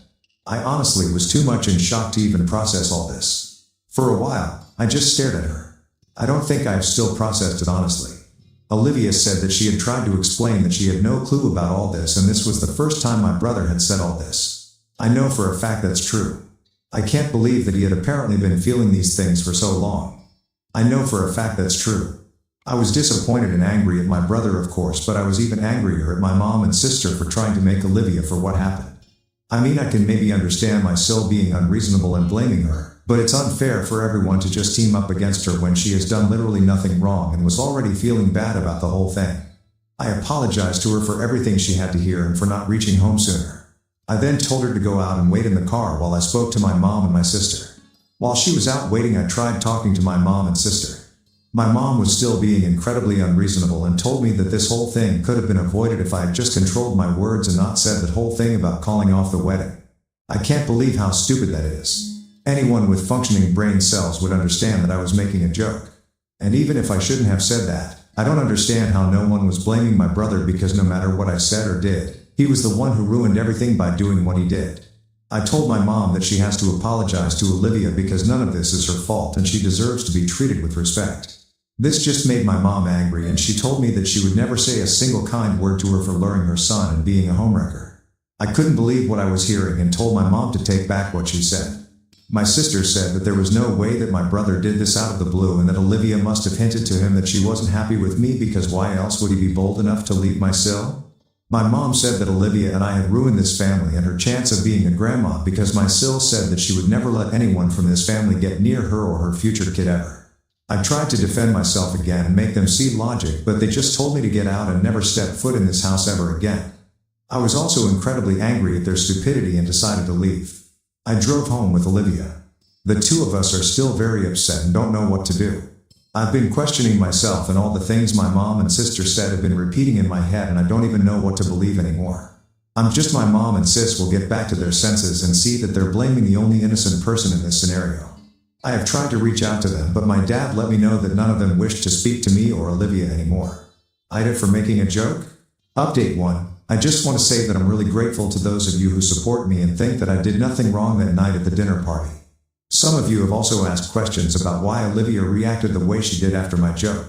I didn't want to get into this because that is quite personal, but I've asked Olivia if she was comfortable with this being on Reddit, and she agreed. Also, yes, she has forgiven me for my joke. I told her that I know I was a giant douchebag and that I would never say anything like that ever again. Our relationship is as strong as always, and I know we can get through this difficult time together. So here's the thing. Even though Olivia and I had discussed that we would stay engaged for a while and focus on bigger goals such as buying our house before getting married, she was actually starting to get a little insecure about it. Apparently, she had overheard a few of her coworkers gossiping about her and her permanent engagement at work a couple of months ago, and it had made her really upset. She tried to be reasonable and didn't tell me because she knew I would just tell her that we should get married immediately, but in her head, she knew that waiting was the more financially responsible decision. Also, she had full faith in our relationship. But it was still something she was struggling with. I guess my timing was just wrong. She was already a little on edge when my dad made the joke about this being an eternal engagement, but managed to keep her composure. I guess when I said something similar, it was adding insult to injury. She felt embarrassed and hurt, and it just brought her back to the day she heard her coworkers gossiping. I had no clue about all this. I honestly feel like I haven't been a very good partner to her for not noticing that she was upset. We talked about it and decided that we'll actually have a small ceremony sometime within the next 6 months, so she never has any anxiety about it. For the past 2 years, we have been talking about having a nice beach wedding once we have our house, but I think it is more important for our relationship to just have a ceremony. With everything that has been going on in the family, planning a wedding sounds extremely draining, but as long as I have her with me, I think I'll be fine. Also, to those of you asking why she stayed at my mom's place instead of going back to the apartment and making me stay home. Guys, my family and I have known this girl for practically her whole life. She has spent countless hours in that house, and my childhood bedroom is practically her spot. She loves my family. Honestly, before that day, if anyone told me that my own mom and sister would turn against her and be so awful to her, I never would have believed them. This whole situation is extremely disappointing and has attacked literally everything I believe in. I'm concerned about my relationship. My family is not speaking to me, and I'm honestly still in the middle of processing what my brother did. Speaking of my brother, he hasn't been in contact with Olivia since that day. He is also obviously dodging my calls. I don't know where he is. I tried to talk to my family about him, but again, no one was willing to speak to me. My dad is trying to stay neutral but doesn't want to make my mom upset. Apparently, she is hysterical about the possibility of not being in her first grandchild's life. My dad also told me that they tried reaching out to my sil, but she made it clear that she was not interested in speaking to any of them. You could have given me a million years to guess, but I never could have guessed that my brother had a thing for Olivia. He is 4 years older than me. The three of us played together as kids. And like I have already said, Olivia and I have been very close literally forever, although we only started dating when I was in my senior year of high school. My brother has always been popular with girls and has had lots of girlfriends over the years, both serious and casual relationships. If he wanted, he could have asked her out before I did, but he didn't. I don't think I have mentioned this before, but Olivia and I took a break of almost a year during our long-distance phase before getting back together. He knew about that and never made a move on her, not even close. So honestly, it is beyond me how he just pulled this stunt out of the blue. I feel absolutely awful about what he did to my sil. Both Olivia and I tried reaching out to her to explain our side of the story, but she absolutely refused to talk to us. So after trying for a few days, we just decided to respect her choice and not approach her anymore. I honestly don't know what to do about this situation anymore.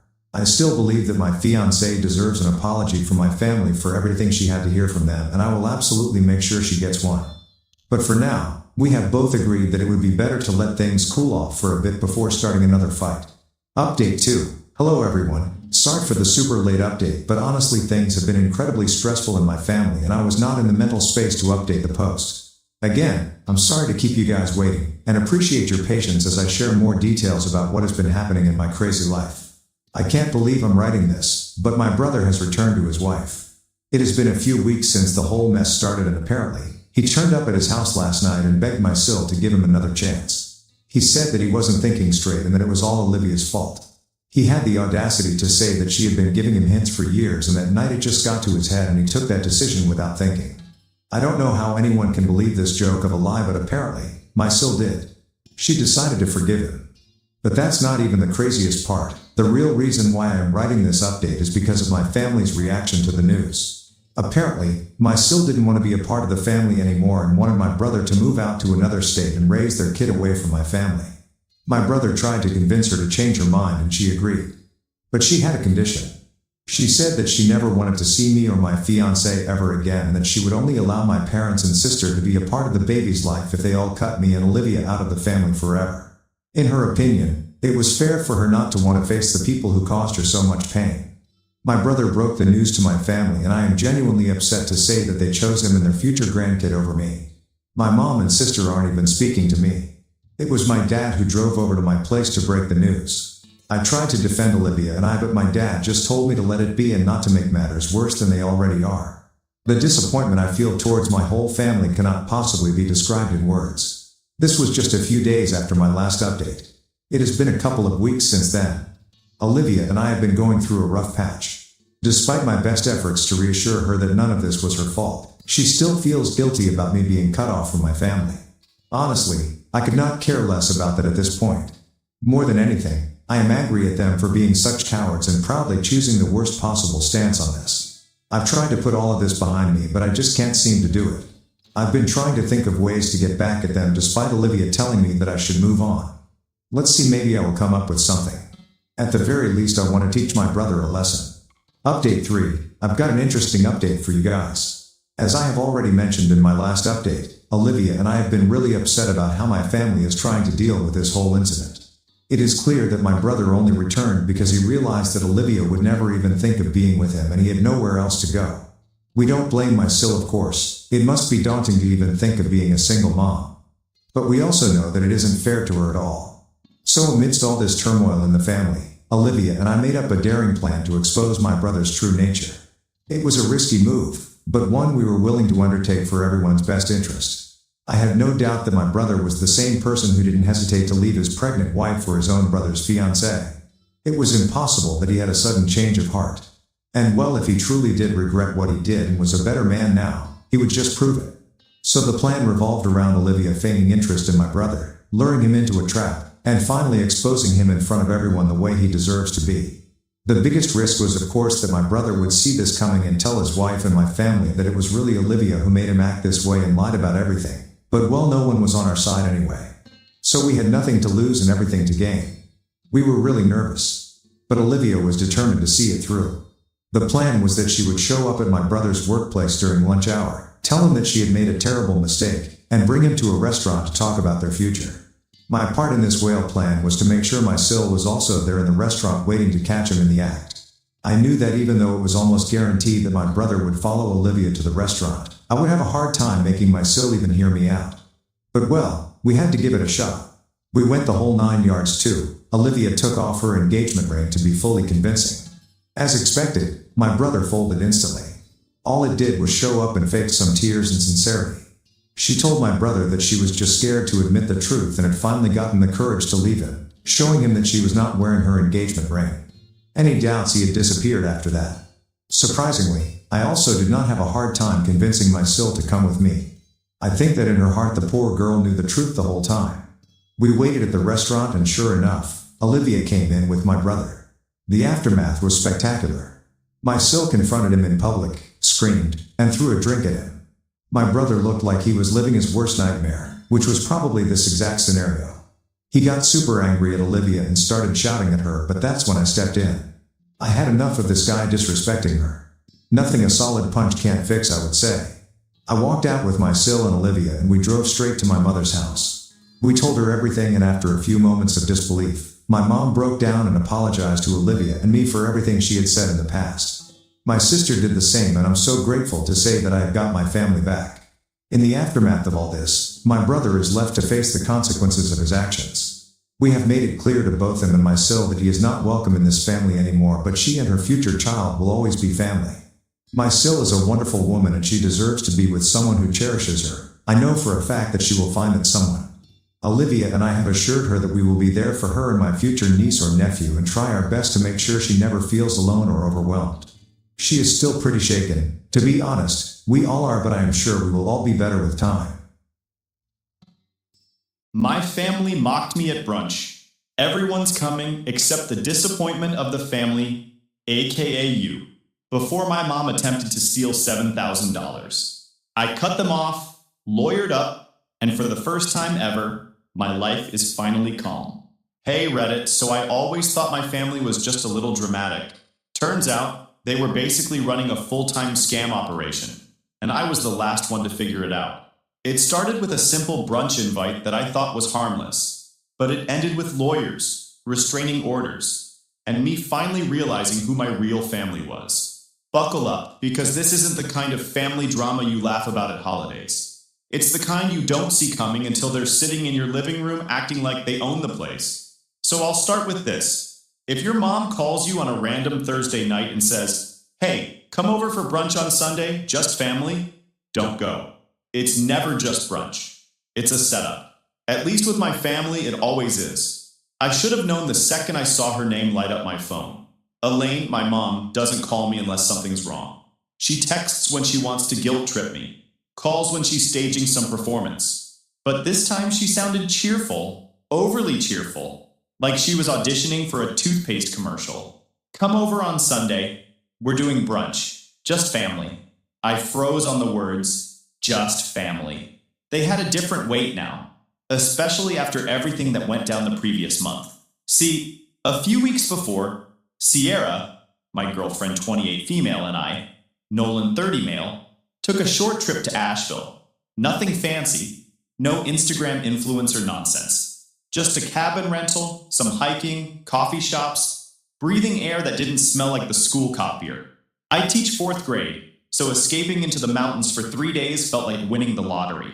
Sierra's a dental hygienist, also not rolling in money, so we split everything down the middle. It wasn't about luxury, it was about peace. But apparently, the act of going somewhere without my family attached at the hip made me the villain of the year. I posted a story on Instagram of Sierra and me in front of a waterfall. We were smiling like normal humans. Apparently, that was offensive material. Within 48 hours, my phone blew up. First was Marissa, my sister. She texted, "So selfish. Can't believe you'd run off like that." Then another text came from Caleb, my older brother. "You've changed, man." And of course my mom, Elaine. "We've always been there for you, Nolan. But when you get a little time off, you run away like we don't exist." Victor, my dad, didn't even bother calling. He just sent a thumbs down emoji, which is about as much effort as he puts into anything unless it involves him. They acted like I'd abandoned them on the side of the road while driving off to Paris. Reality check. It was Asheville, 3 hours away. No Eiffel Tower, just overpriced biscuits and mountain views. Anyway, I ignored it. I thought, fine, let them be mad. Families blow up, families cool off. But then Elaine called me for brunch. And I thought maybe, just maybe, this was the olive branch. Dumb on my part, but you always kind of hope your parents will surprise you, right? So Sunday comes around. Sierra was busy, so I rolled in solo. I grabbed a bottle of red wine on the way. Not expensive, but not bottom shelf either. Thought it'd be a nice peace offering. When I got there, the house was buzzing, backyard full of noise. Dad was at the grill like it was his one true calling. Caleb was already 2 plates deep, stuffing his face. Marissa sat scrolling on her phone like she was allergic to real conversation. Marissa was in a local college, but she spent most weekends back home, acting like nothing had changed. Mom fluttered between them, smiling like she was the hostess of some cooking show. Nobody said hi when I walked in. No, hey Nolan, glad you came. Just silence. Like I was a background character who walked onto the wrong set. I sat down, tried small talk with Caleb's wife. She gave me polite one-word answers while glancing at Caleb like she needed approval before saying anything else. At one point, Mom asked how Sierra was doing. I said, she's fine. That was it. No follow-up, not even a fake smile, just dead air. I should have kept my mouth shut after that, but I tried to lighten the mood. I said something like, man, I can't wait for the summer vacation. Need a real trip this year. That's when it happened. Dad let out this loud, fake laugh. Not genuine. More like the kind of laugh a villain makes in a cartoon before pushing a button. Then he said, everyone's coming except the disappointment of the family, aka you. And the table exploded. Caleb actually clapped his hands like Dad just landed a perfect punchline. Marissa snorted, eyes still glued to her phone, and said, yeah, guess you didn't need us, so we don't need you either. Mom just smiled. That smile. The one that says, this is all just a joke, but also it isn't, and we all know it. I didn't beg. I didn't fake laugh either. I just smirked and said, funny how the so-called disappointment is still the only one who made it in this family? Enjoy your trip. I'll enjoy mine without you.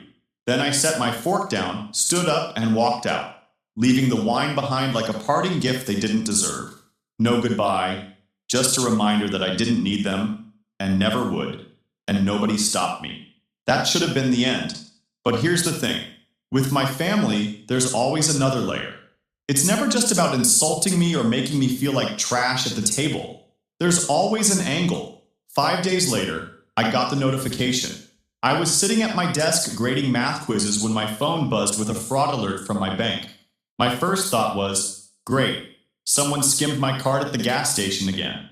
Nope, it was worse. The notification said someone had just tried to pull about $7,000 in cash out of an old checking account in my name that I'd never gotten around to closing. The only reason it didn't work was the $400 daily ATM limit I set in grad school to keep myself from being dumb. That dumb rule saved me from getting cleaned out, and the bank's security system pinged me the second she started. And the thing is, it wasn't some hacker across the world. It was Elaine, my mom. Years ago when I moved, I stupidly gave my mom a spare debit card for emergencies. Apparently, she hit an ATM and tried to drain it with back-to-back withdrawals. She didn't walk into a branch and ask a teller. She used the old card at an ATM like it was hers. I froze for maybe 30 seconds, then locked everything down.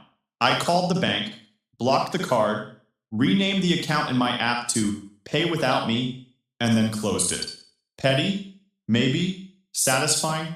Absolutely. An hour later, my phone lit up like a slot machine.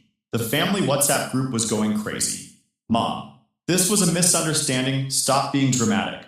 Dad, you're overreacting. We're family. Family shares. Caleb, quit playing the victim. You act like money is everything. I dropped the fraud alert screenshot into the family chat so they'd stop acting like I was making it up. Within 5 minutes, Marissa had saved it, slapped some emojis on it, and reposted it like it was a meme. I didn't write paragraphs back.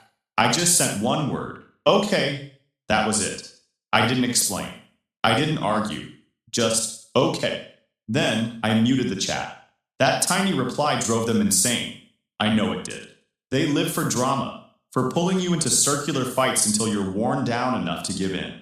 I wasn't giving them that satisfaction. For the first time, I felt a weird calm. Like, fine, they made their move. I blocked it. End of story. I could finally cut them off for good. But here's what I didn't realize. Cutting them off wasn't enough for them. If they couldn't guilt me or drain me, they were going to escalate. And escalate they did. 3 nights later, Sierra and I came home with takeout. She was talking when she froze mid-sentence. I followed her gaze and saw it. The apartment door was slightly open. Not broken, not kicked in. Just popped open. Turns out my mom had been holding onto a key she swore she'd returned when I asked her about it. My stomach sank. I pushed the door open, and there they were. Dad and Mom standing in my living room like they owned the place. And sprawled across my couch with her shoes off, Marissa. That's when it hit me. The $7,000 wasn't the real move.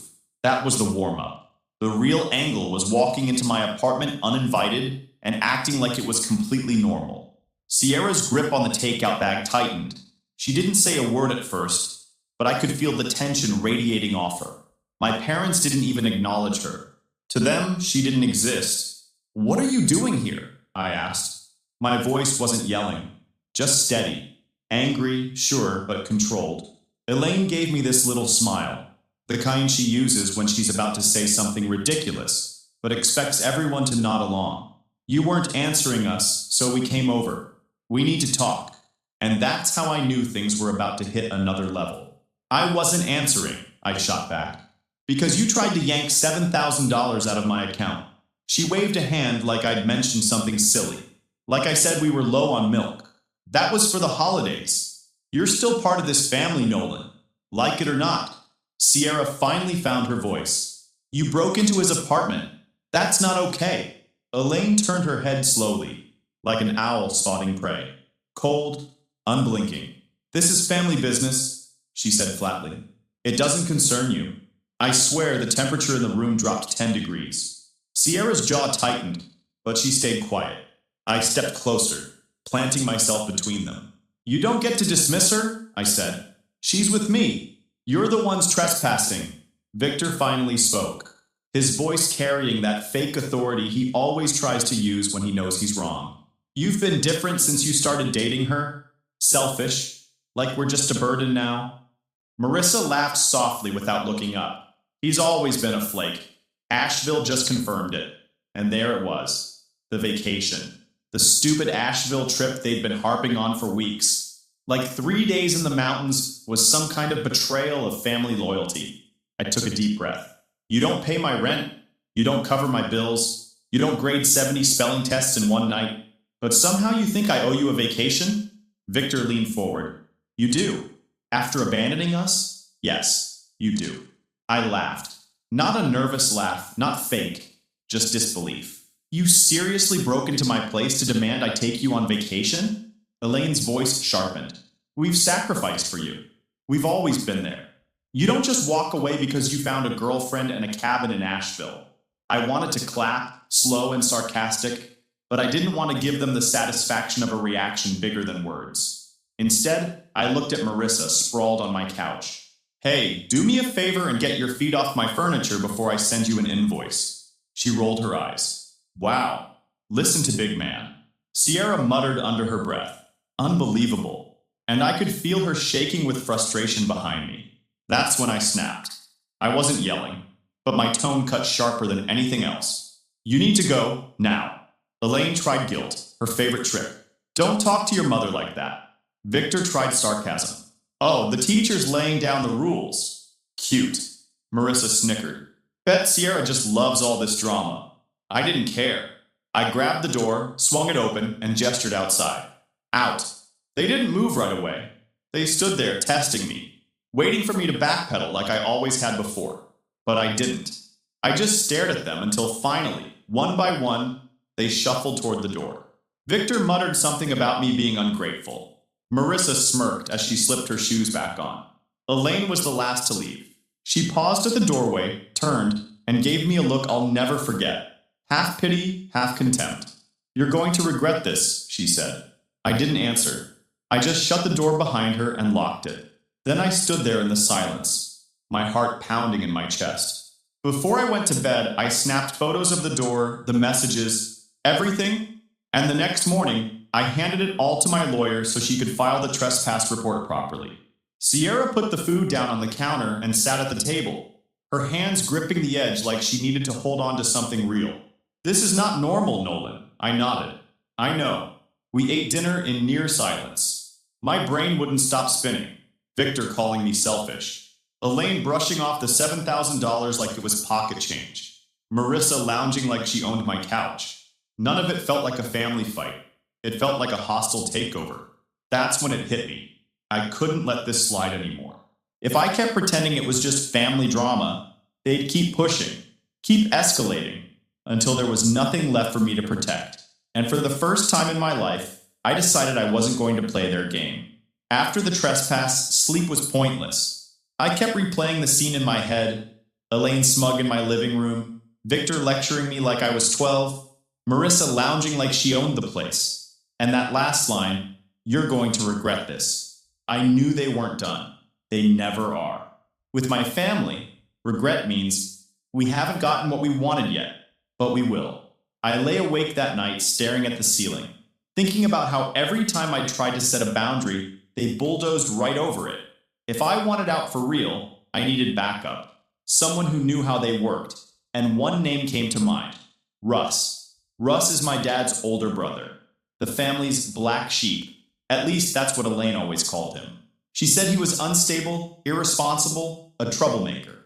My dad parroted the same lines. Russ doesn't respect family. But you know what I realized? In my family, being called a black sheep is probably the biggest compliment you can get. I hadn't talked to Russ in years. He cut ties with them a long time ago. And I guess I'd been too wrapped up in school, work, and just surviving their nonsense to reach out. But after that break-in, I scrolled through my contacts until I found his number. He picked up on the second ring. I just blurted out a hello, and he instantly replied, chuckling, well, if it isn't Nolan, took you long enough. That threw me. You were expecting me? He snorted. Kid, I've been expecting this call for 5 years. What did they do? Steal your Netflix password and run up a debt? Close, I said. They tried to pull $7,000 out of my account, then broke into my apartment. There was a pause. Then Russ burst out laughing. Not the fake Victor laugh, but a genuine belly laugh. $7,000? That's ambitious. Even for Elaine. Guess inflation hit her scams too.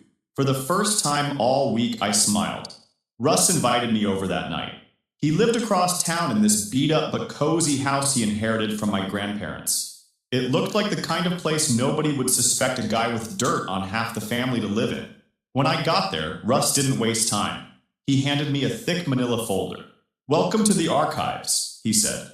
"Proof your mom's been running her manipulation Olympics for decades."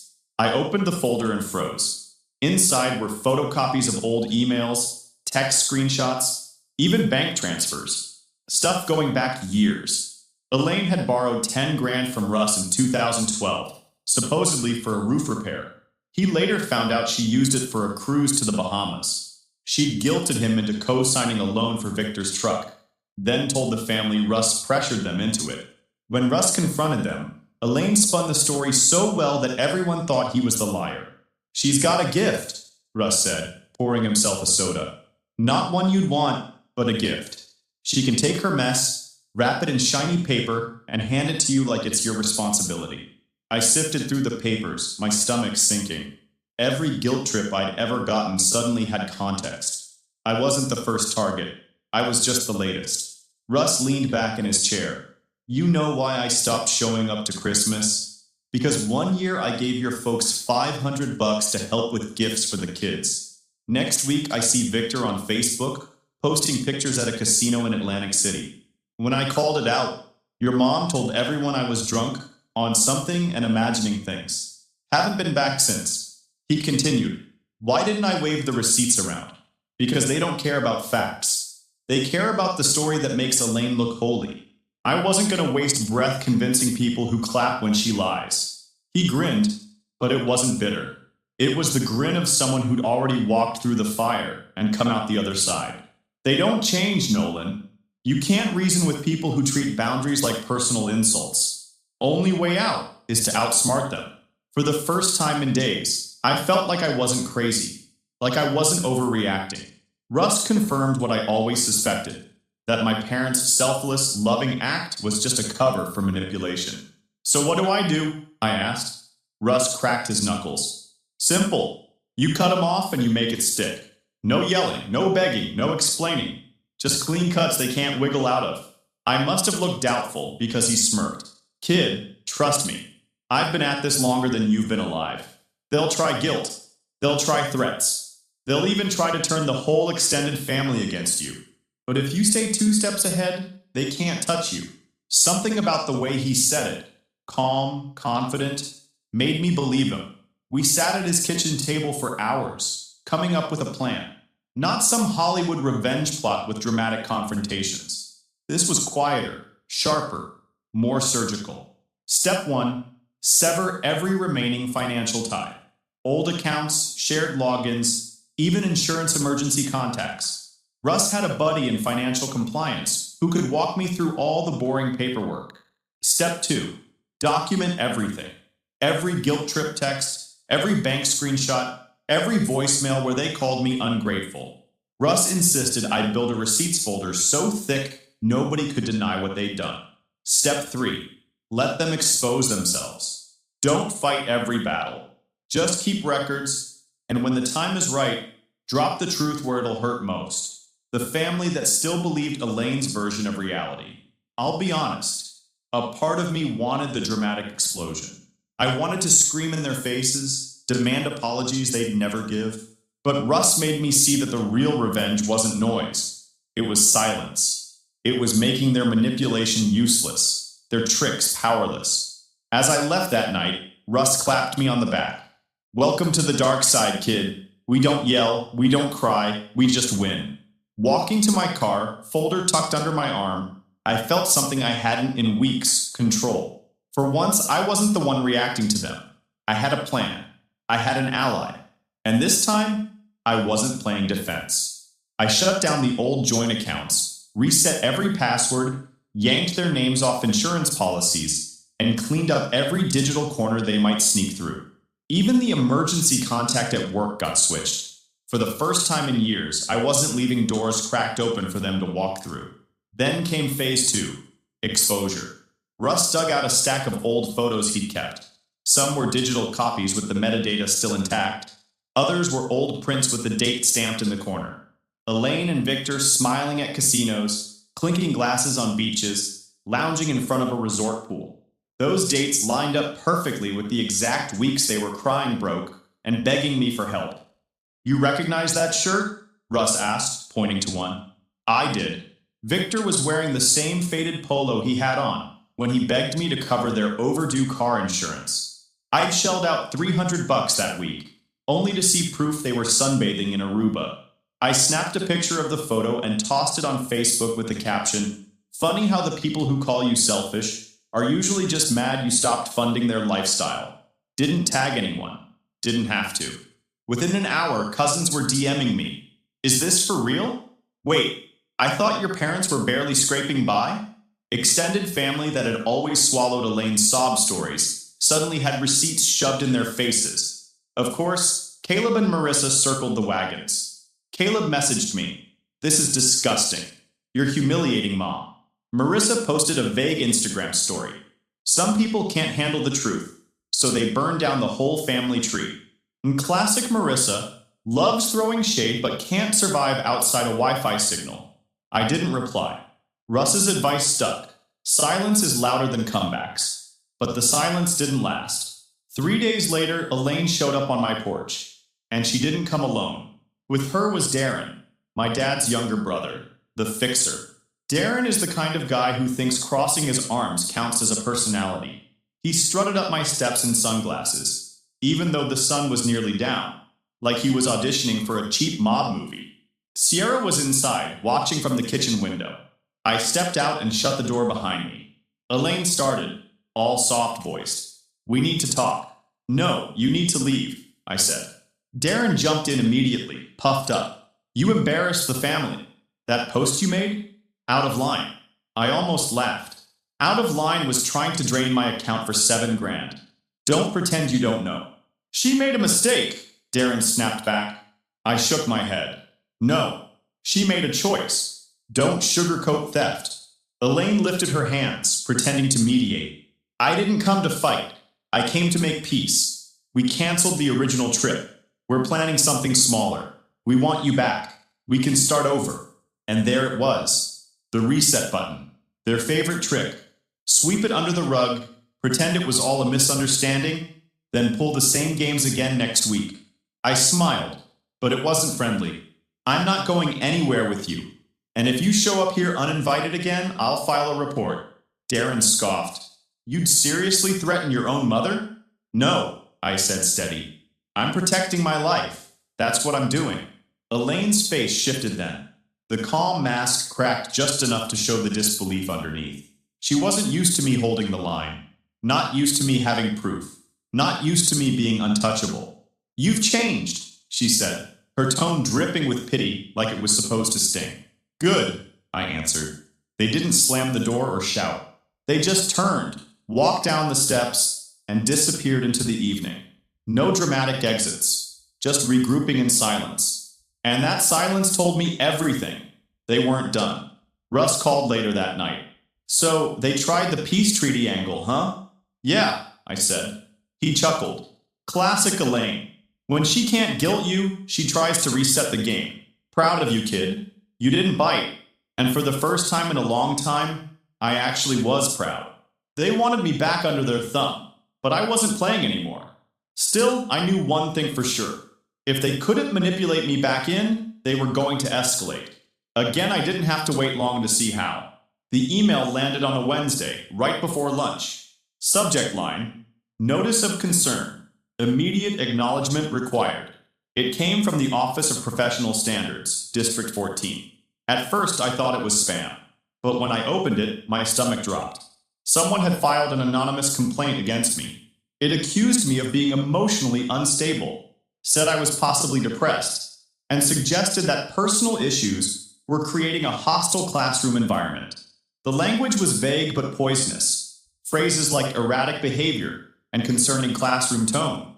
It even dragged Sierra into it without naming her directly, referring to relationship conflicts that might have been observed by minors. I just sat there frozen with the email glowing on my screen.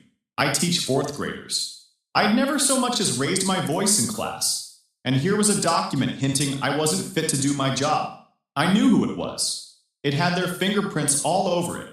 They couldn't touch my money anymore.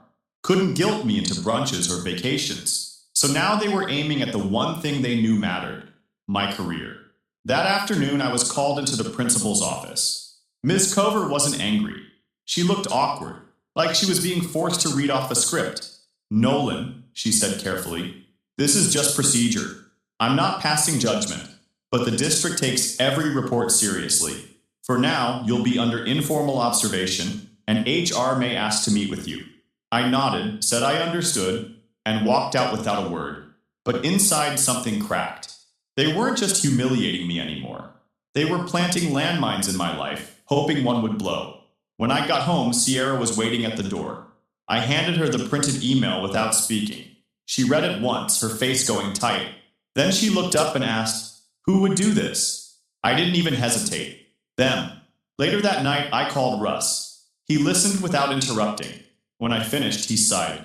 Knew they'd try something like this. They can't stand losing control. If they can't get you back with guilt, they'll try to destroy you. "So what do I do?" I asked. "You end it," he said simply. "No more letting them throw stones from the shadows. You've got proof. We drop it where it hurts." So that's what we did. For the next 3 days, Russ and I went into full detective mode. We built a folder thick enough to stun an ox. Screenshots of texts from Elaine asking for help with groceries right before she posted selfies from Cancun. Venmo requests from Marissa labeled textbooks, which were really for festival tickets. Emails from Victor begging for overdue car insurance, timestamped the same week he bought a new TV. For years, I'd let those things slide. Told myself it was easier to send them a couple $100 than deal with the tantrums. But seeing it stacked up in one folder, the pattern was undeniable. It wasn't family.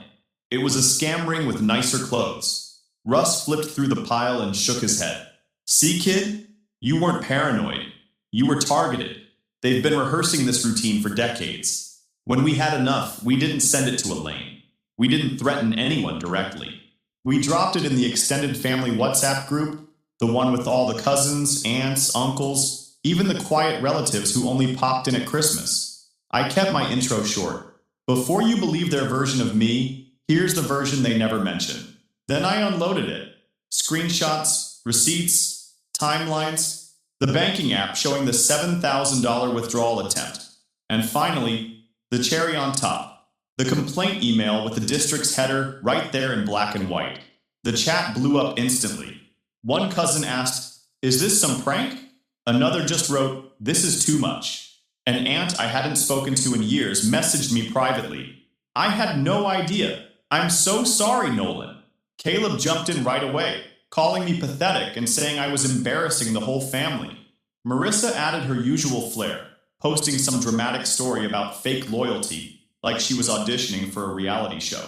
I ignored them. Russ's words stuck in my head.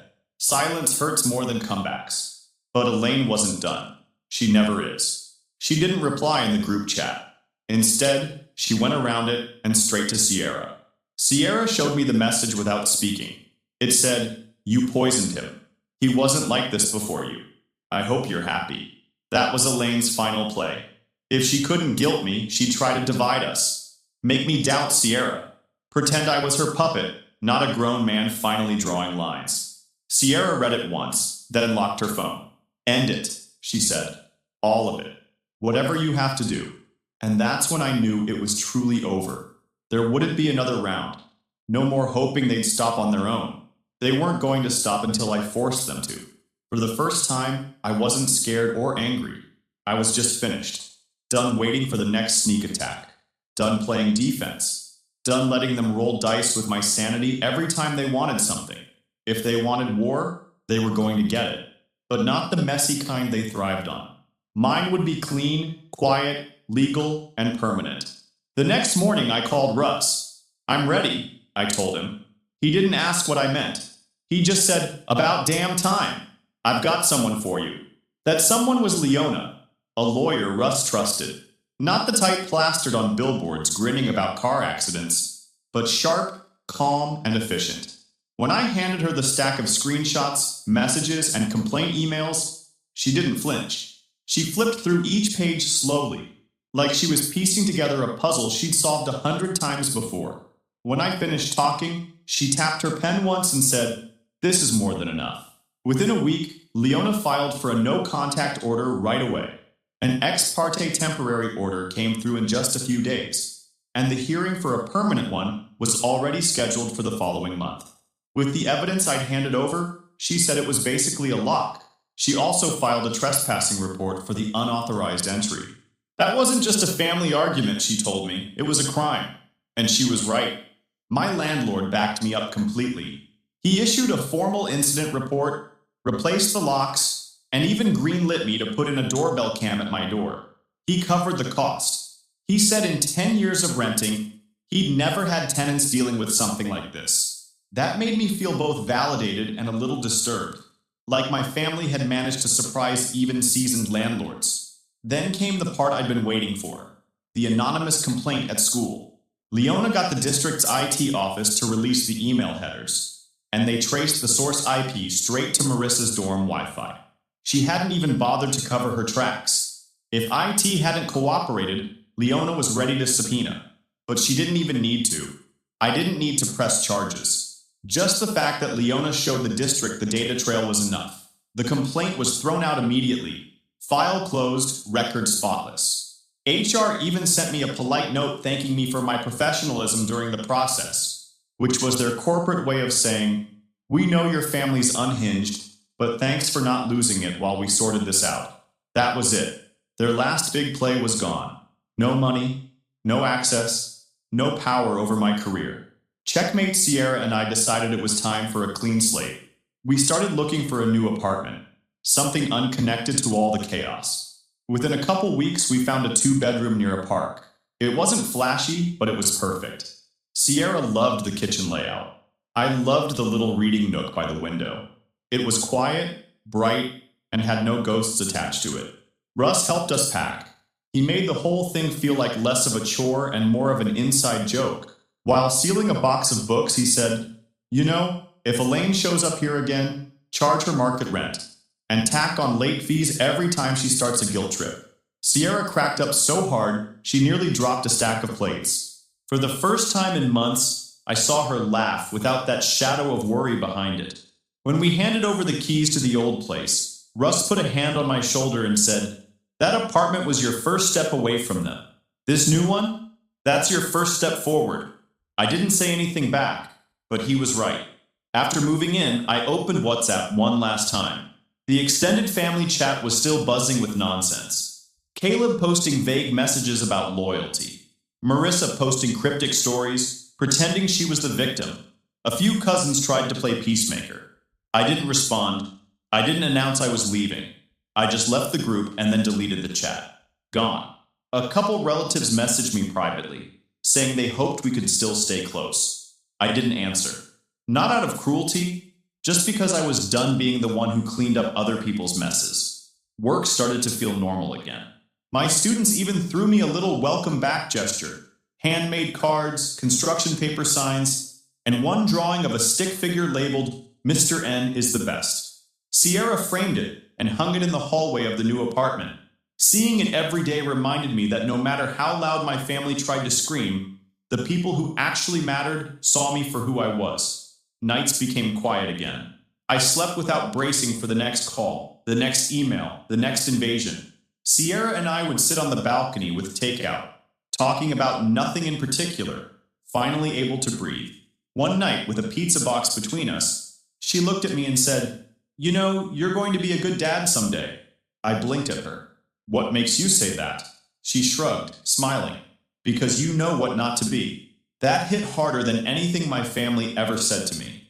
Not in a painful way, just the realization that all of this, as twisted as it was, had cleared the ground for something better. I wasn't the scapegoat anymore. I wasn't the selfish son or the ungrateful brother.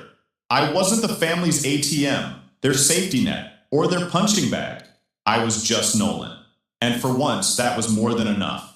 I ended my engagement to my fiancée. After she wanted a break to explore her ex, I sold our house and disappeared. Hello everyone. After what feels like an eternity, I, 27 million, decided it was time to discuss what has been going on with me recently. Here's the thing. Until lately, I thought I was marrying the love of my life, Tessa, 26F. We'd been together for 4 years, and for the most part, I thought we were solid. But now I'm sitting here, wondering why I didn't see this coming sooner. Tessa and I met at a birthday celebration, introduced by a mutual friend. She was humorous, confident, and had a no-nonsense approach that I enjoyed. I dated previously, but no one connected with me as she did. We hit it off quickly and moved in together after a year. Things felt natural, as if we were all on the same page about professions, marriage, and eventually creating a family. She was a freelance graphic designer, and I worked as a project manager for a technology business, so our schedules were very similar. Life wasn't glamorous, but it was enjoyable. We had been discussing getting married for a time, but it wasn't until last year that I proposed. Nothing fancy, just a simple supper at home for the two of us. Tessa seems thrilled. She cried, hugged me, and agreed. That night, we began to envision our future. A fall wedding, a limited guest list, and this charming little site by the lake. It seemed like everything was falling into place, or so I thought. The initial red flags were little and evident. They were little sneaky flaws that I ignored because I didn't want to overthink. For example, Tessa's enthusiasm for wedding preparation faded after a few months. She was all in at first, sending me Pinterest boards, searching through wedding outfits, and asking about small details like whether I preferred tulips or roses for the centerpieces. But suddenly it simply stopped. I'd ask her questions like, "Hey, have you chosen your bridesmaids yet?" And she'd shrug it aside. "Not yet, I'm still thinking about it," she said again. The same thing happened with her clothing, cake, and music. Every decision we'd been so enthused about had become something she wanted to postpone. "There's still time," she'd say. The wedding seemed like an afterthought. At the time, I told myself it was just stress. Wedding planning can be overwhelming, right? Plus, Tessa had a lot going on at work. I assumed she'd snap out of it eventually. What I didn't realize was that her lack of enthusiasm wasn't about the wedding, but about us. The true slap in the face happened one night while we were out with some friends. Someone brought up the dumb TikTok game, which you've probably seen. It's the one where you have to answer personal questions while keeping a straight face and not passing judgment.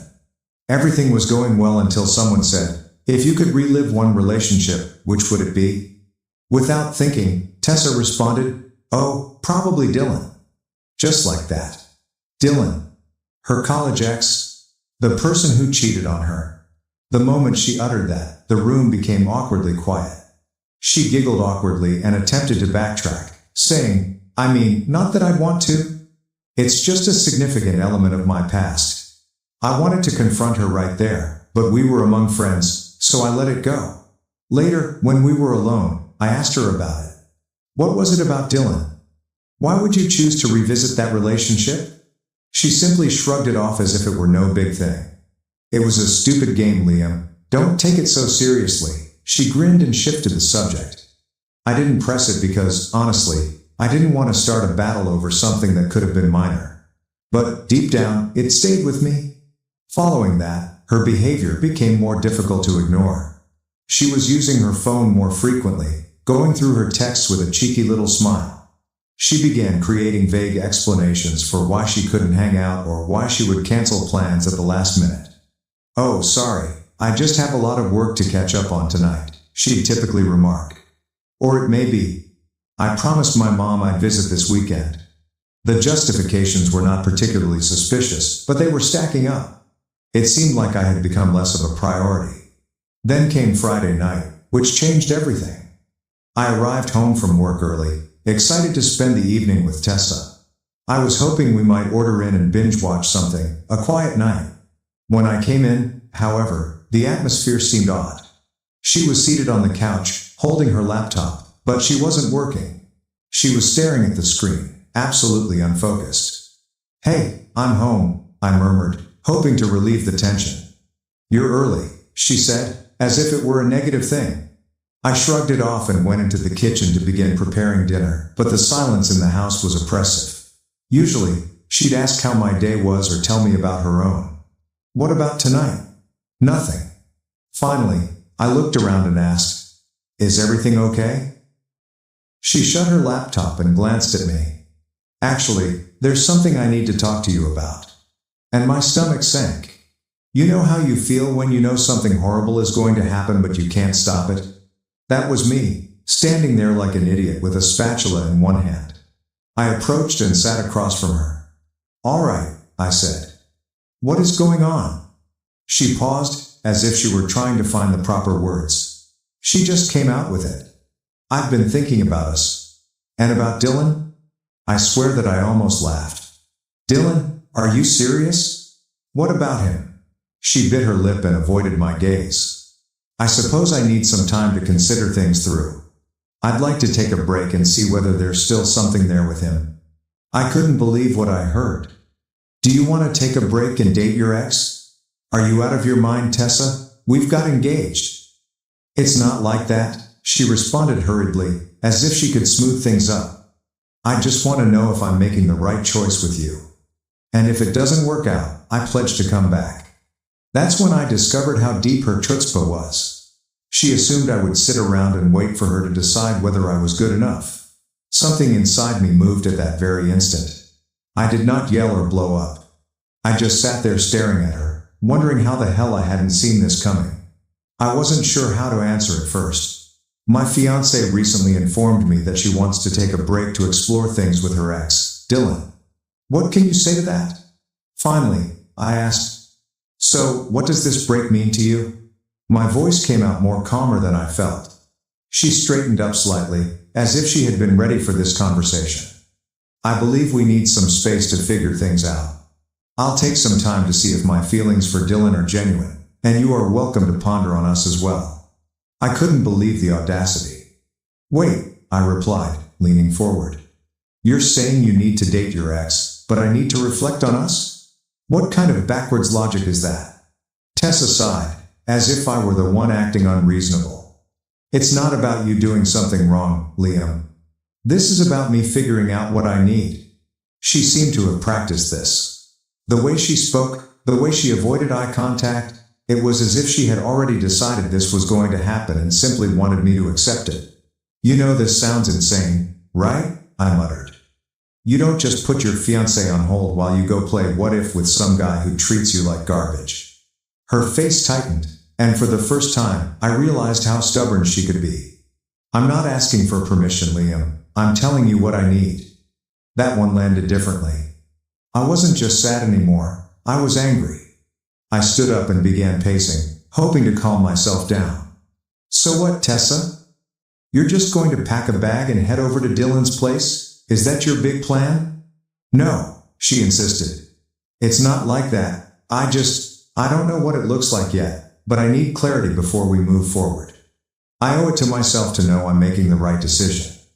You owe it to yourself? I asked, laughing cruelly. And what about what you owe me? We're engaged, Tessa. We're supposed to be building a life together, and now you're telling me you need to test drive your ex to make sure I'm good enough? I never said you weren't good enough, she replied, her voice rising. But if we're going to spend the rest of our lives together, I have to be certain. And right now, I'm not. That was it. She wasn't simply interested in exploring things with Dylan, she was also unsure about me. Even after 4 years together and all of our plans, she was still unsure. It struck me all at once. She hadn't realized how painful and stupid her plea was. She believed this was reasonable, that I'd just sit there while she figured out whatever foolishness was going through her head. I stopped pacing and glanced at her, really stared at her. You know what? Sure, I responded, my tone bland. Take your break. She blinked, surprised by how quickly I agreed. Liam, I'm not trying to hurt you. I need space to figure things out. I nodded and kept my expression bland. All right. If that's what you need. She paused, as if she expected me to argue or fight for her. When I didn't, she stood up, took out her laptop, and murmured, I'll stay at my mom's for a bit. This isn't forever. We'll talk when I've had some time. Okay, I replied simply. She looked at me, wondering how to answer, and then disappeared into the bedroom. I could hear her moving around and throwing items into a bag. I remained calm on the couch, but my mind was already turning. If she really wants a break, that's okay. Let her have it. Several minutes later, I heard the front door close. She was gone, perhaps believing she had abandoned me here to wait and worry. She had no idea I was not going to sit around and do nothing. She could have her fantasy, but I had other ideas now. I'll provide an update once I've set some things in motion. This is not going to end the way she expects it to. Update 1. Thank you for your feedback and suggestions on my last post. A lot has happened this week, and I'd like to report how things are going. First and foremost, I want to thank everyone in this community for their wonderful support. Many of you mentioned that I don't just sit around waiting, and you were correct. I've been busy putting everything into motion. First, I called my pal Noah. He's been my best friend since college, and he's not the type of man to sugarcoat things. After hearing the full story, he brought over pizza, and we spent the entire night scheming. Dude, you realize she's going to try to crawl back once things don't work out with Dylan, right? Noah reminded him. He was correct, of course. The more we talked, the more obvious it became that I needed to be proactive. This was not about vengeance, it was about regaining control of my life. I began with the house. Tessa doesn't seem to recall that it's entirely in my name. She loves to act as if it's our home, always talking about the curtains and paint colors she chose, yet I'm the one who pays the mortgage. I phoned a realtor first thing Monday morning. The realtor came by to see the property, and we decided to list it right away. The market in our neighborhood is now hot, and we already have several potential purchasers. Tessa has no idea. She probably believes I'm sitting here in our shared home, waiting for her to sort out her feelings. The next step was to gradually remove her from my life. You remember the Live Laugh Love placards she insisted on putting up? Gone. Did she have to have those beautiful throw pillows? Donated. Her clothing and personal belongings that she left behind? I carefully packaged them all up. But this is where I became strategic. Instead of just dropping her belongings off at her mother's house or having her come fetch them, I hired a moving company. They took everything to her mother's house and left a short note. Here's your stuff. Good luck with Dylan. I know some of you may think this is petty, but I disagree. I'm not being vengeful, I'm being efficient. She wanted some room to think things through? Well, she's got it, literally. The most fascinating moment came when mutual friends began asking questions. Instead of playing the victim or slandering her, I simply stated the truth. Tessa decided she needed to explore things with her ex before committing to marriage. I decided I deserved better than being someone's backup plan. You should watch how people respond to that. No drama, no accusations, just facts. It's amazing how rapidly the story changes when you don't try to control it. I've also been making moves at work. I applied for a position at our West Coast office that I'd been considering for a long time. If the house sells, which seems quite likely, and I get this job, I'll be starting over on the other side of the country. Tessa has attempted to contact me several times this week, first with lighthearted texts like, "Hope you're doing okay," and progressing to progressively concerned messages when she learned I was actually making changes rather than simply waiting around. Yesterday, she was in a panic when her mother informed her that the boxes had been delivered. "What are you doing? Why are you acting like this is over?" I kept my response simple. "Because it is over, Tessa. You made your choice, and now I'm making mine." She began crying, claiming that she simply wanted time to figure things out, that I was being quick, and that this was not what she meant when she asked for a break. "What did you expect?" I questioned her. "That I'd sit here like a faithful puppy while you test drove your ex? That's not how this works. But what if I realize you're the one I want?" She was weeping. "Then you'll have learned a valuable lesson about not taking people for granted," I said before hanging up the phone. The weird thing is that I'm no longer upset. Instead, I feel liberated. Every box I pack, every move I make feels like I'm reclaiming parts of myself that I didn't realize I'd given up. Noah came by again yesterday to assist me with packing the house. He also saw the change in me. "You seem different," he observed. "More focused?" He's correct. I'm different. When Tessa first revealed her desire to pursue things with Dylan, I felt like my world was falling. Now I see it wasn't my world collapsing, but rather the false reality I'd been living in finally disintegrating. I have more things in the works, but I will hold them for the next update. For the time being, I'll simply say this. Sometimes the greatest way to respond to someone treating you as an option is to completely remove yourself from their list of options. Stay tuned.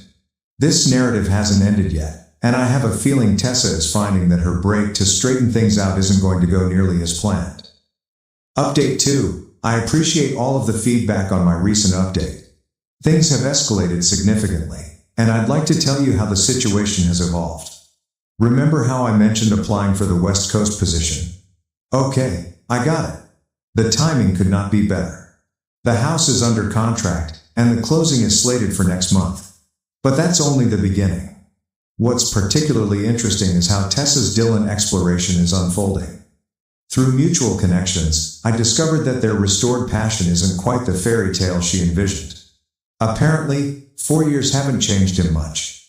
He's still the untrustworthy guy who cheated on her in college. But here's when it gets good. Tessa has attempted to control the narrative on social media. She has been sharing vague, inspiring phrases about finding yourself and following your heart.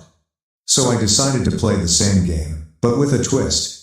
I created a single factual post. Update on my life. Excited to announce I've accepted a position in San Francisco. Sometimes when one door closes, better ones open. Looking forward to this new chapter. The comments and texts began pouring in.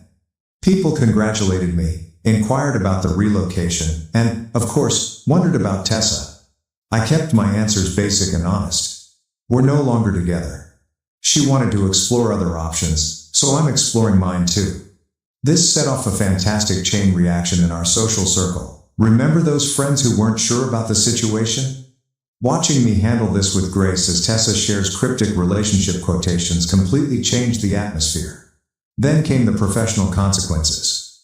Tessa's freelance design employment is primarily based on recommendations and networking. Sarah, 29F, a mutual contact in the computer field who used to refer many clients to Tessa, contacted me. "I need to know what happened," Sarah explained over coffee. "Tessa's telling people you're having a temporary separation to grow individually, but something feels off." I shared Sarah Tessa's note about wanting to date Dylan. Sarah's look said it all. She did not believe it. By the end of the week, numerous potential clients had pushed back their projects with Tessa, not because I said anything nasty, but because, honestly, who wants to work with someone who takes commitment so lightly? Tessa sensed the shift. Her texts become more frequent and frantic. "Why are you telling people about Dylan? You're ruining my reputation. This isn't fair. I just needed time to think. I answered to the last one. You got what you wanted, time and space. How I spend mine is no longer your concern. Then came the turning point. Dylan, in his wonderful wisdom, shared a photo of them together at the restaurant where Tessa and I had our first date. It was evident she was attempting to recreate our history with him. It was both sad and funny. The post didn't last long, but the damage was done. Our friends witnessed it, and the remaining few individuals who supported Tessa's "Finding Myself" story lost respect for her. Even her own sister contacted me. I'm so sorry about how she's handling this. You deserve better. What is the most satisfying part? I didn't have to be vengeful. I simply lived my life freely and honestly, whereas Tessa attempted to play both sides. The truth has a way of emerging. She visited my office yesterday. Dylan seemed to have already revealed his true colors, flirting with other women, being untrustworthy, a familiar story. She was crying. I made a huge mistake, she cried. I was scared of commitment. I thought I needed to know if there was something better out there, but I was wrong. You're the best thing that ever happened to me. I simply gazed at her calmly. No, Tessa. The best thing that ever happened to me was you showing your true colors before we got married. She attempted to argue, claiming that we could fix this, that she would go to counseling, and that she would prove she could be trusted again. I simply shook my head. You don't get it, do you? This isn't about Dylan anymore. This is about you thinking you could keep me as a backup while you explore your options. That's not love, that's convenience. She left my office distraught, but I felt better than ever. The house closes next week, the majority of my belongings are packed, and my new life in San Francisco begins in a month. The funny thing is that some folks think I'm being overly tough. Everyone makes mistakes, they explain. However, this was not a mistake, it was a choice. There are actually several options available. Each time she texted Dylan. Every time, she lied about where she was. She spent every second planning to put our romance on hold. These were all options. I'll provide another update once the move is complete. For the time being, I'll leave you with this. Sometimes the best revenge isn't getting even, but rather getting better. And this is exactly what I'm doing. Next update. Update 3. Thank you for following my journey. This will be my final update, and I have some interesting developments to report. San Francisco is everything I imagined it would be. My new apartment has a stunning view of the bay, and the tech scene here is fantastic. My new office team is fantastic. It's refreshing to be around people who prioritize growth and innovation over drama. But first, let me catch you up on how things ended back home. The closing went smoothly, and the house actually sold for more than the asking price. It was interesting to see Tessa's reaction after finding out through mutual friends. She didn't believe I'd sold the house until she drove by and saw the new owners move in. Here's where it got really interesting. Remember Dylan? He reached out to me, of all people. He sent me a long message about how he never meant to cause problems and that Tessa had contacted him first, months before she requested the break. Tessa had been planning her little exploration for quite some time. She had been messaging Dylan for months, carefully laying the groundwork for her backup strategy. What's with the irony? Dylan ended their relationship because, as he put it, if she could do this to you, she could do it to anyone. Tessa's professional fallout has been significant. Remember all the clients she'd lined up? Most of them discovered other designers, not because I said anything, but because word spreads in the industry. One of her largest clients really contacted me. We heard what happened with the engagement, they told us. We're looking for someone who can commit to long-term projects. Do you know any reliable designers? I recommended a talented acquaintance of mine, and she received the contract. Karma, I suppose. Tessa's social media meltdown has been something to see. Then came the sorrowful quotations about losing your sweetheart, followed by angry posts about toxic people who can't handle growth. Finally, she made urgent attempts to show everyone how delighted she was. The final one was quite interesting. She wrote about beginning her own design firm.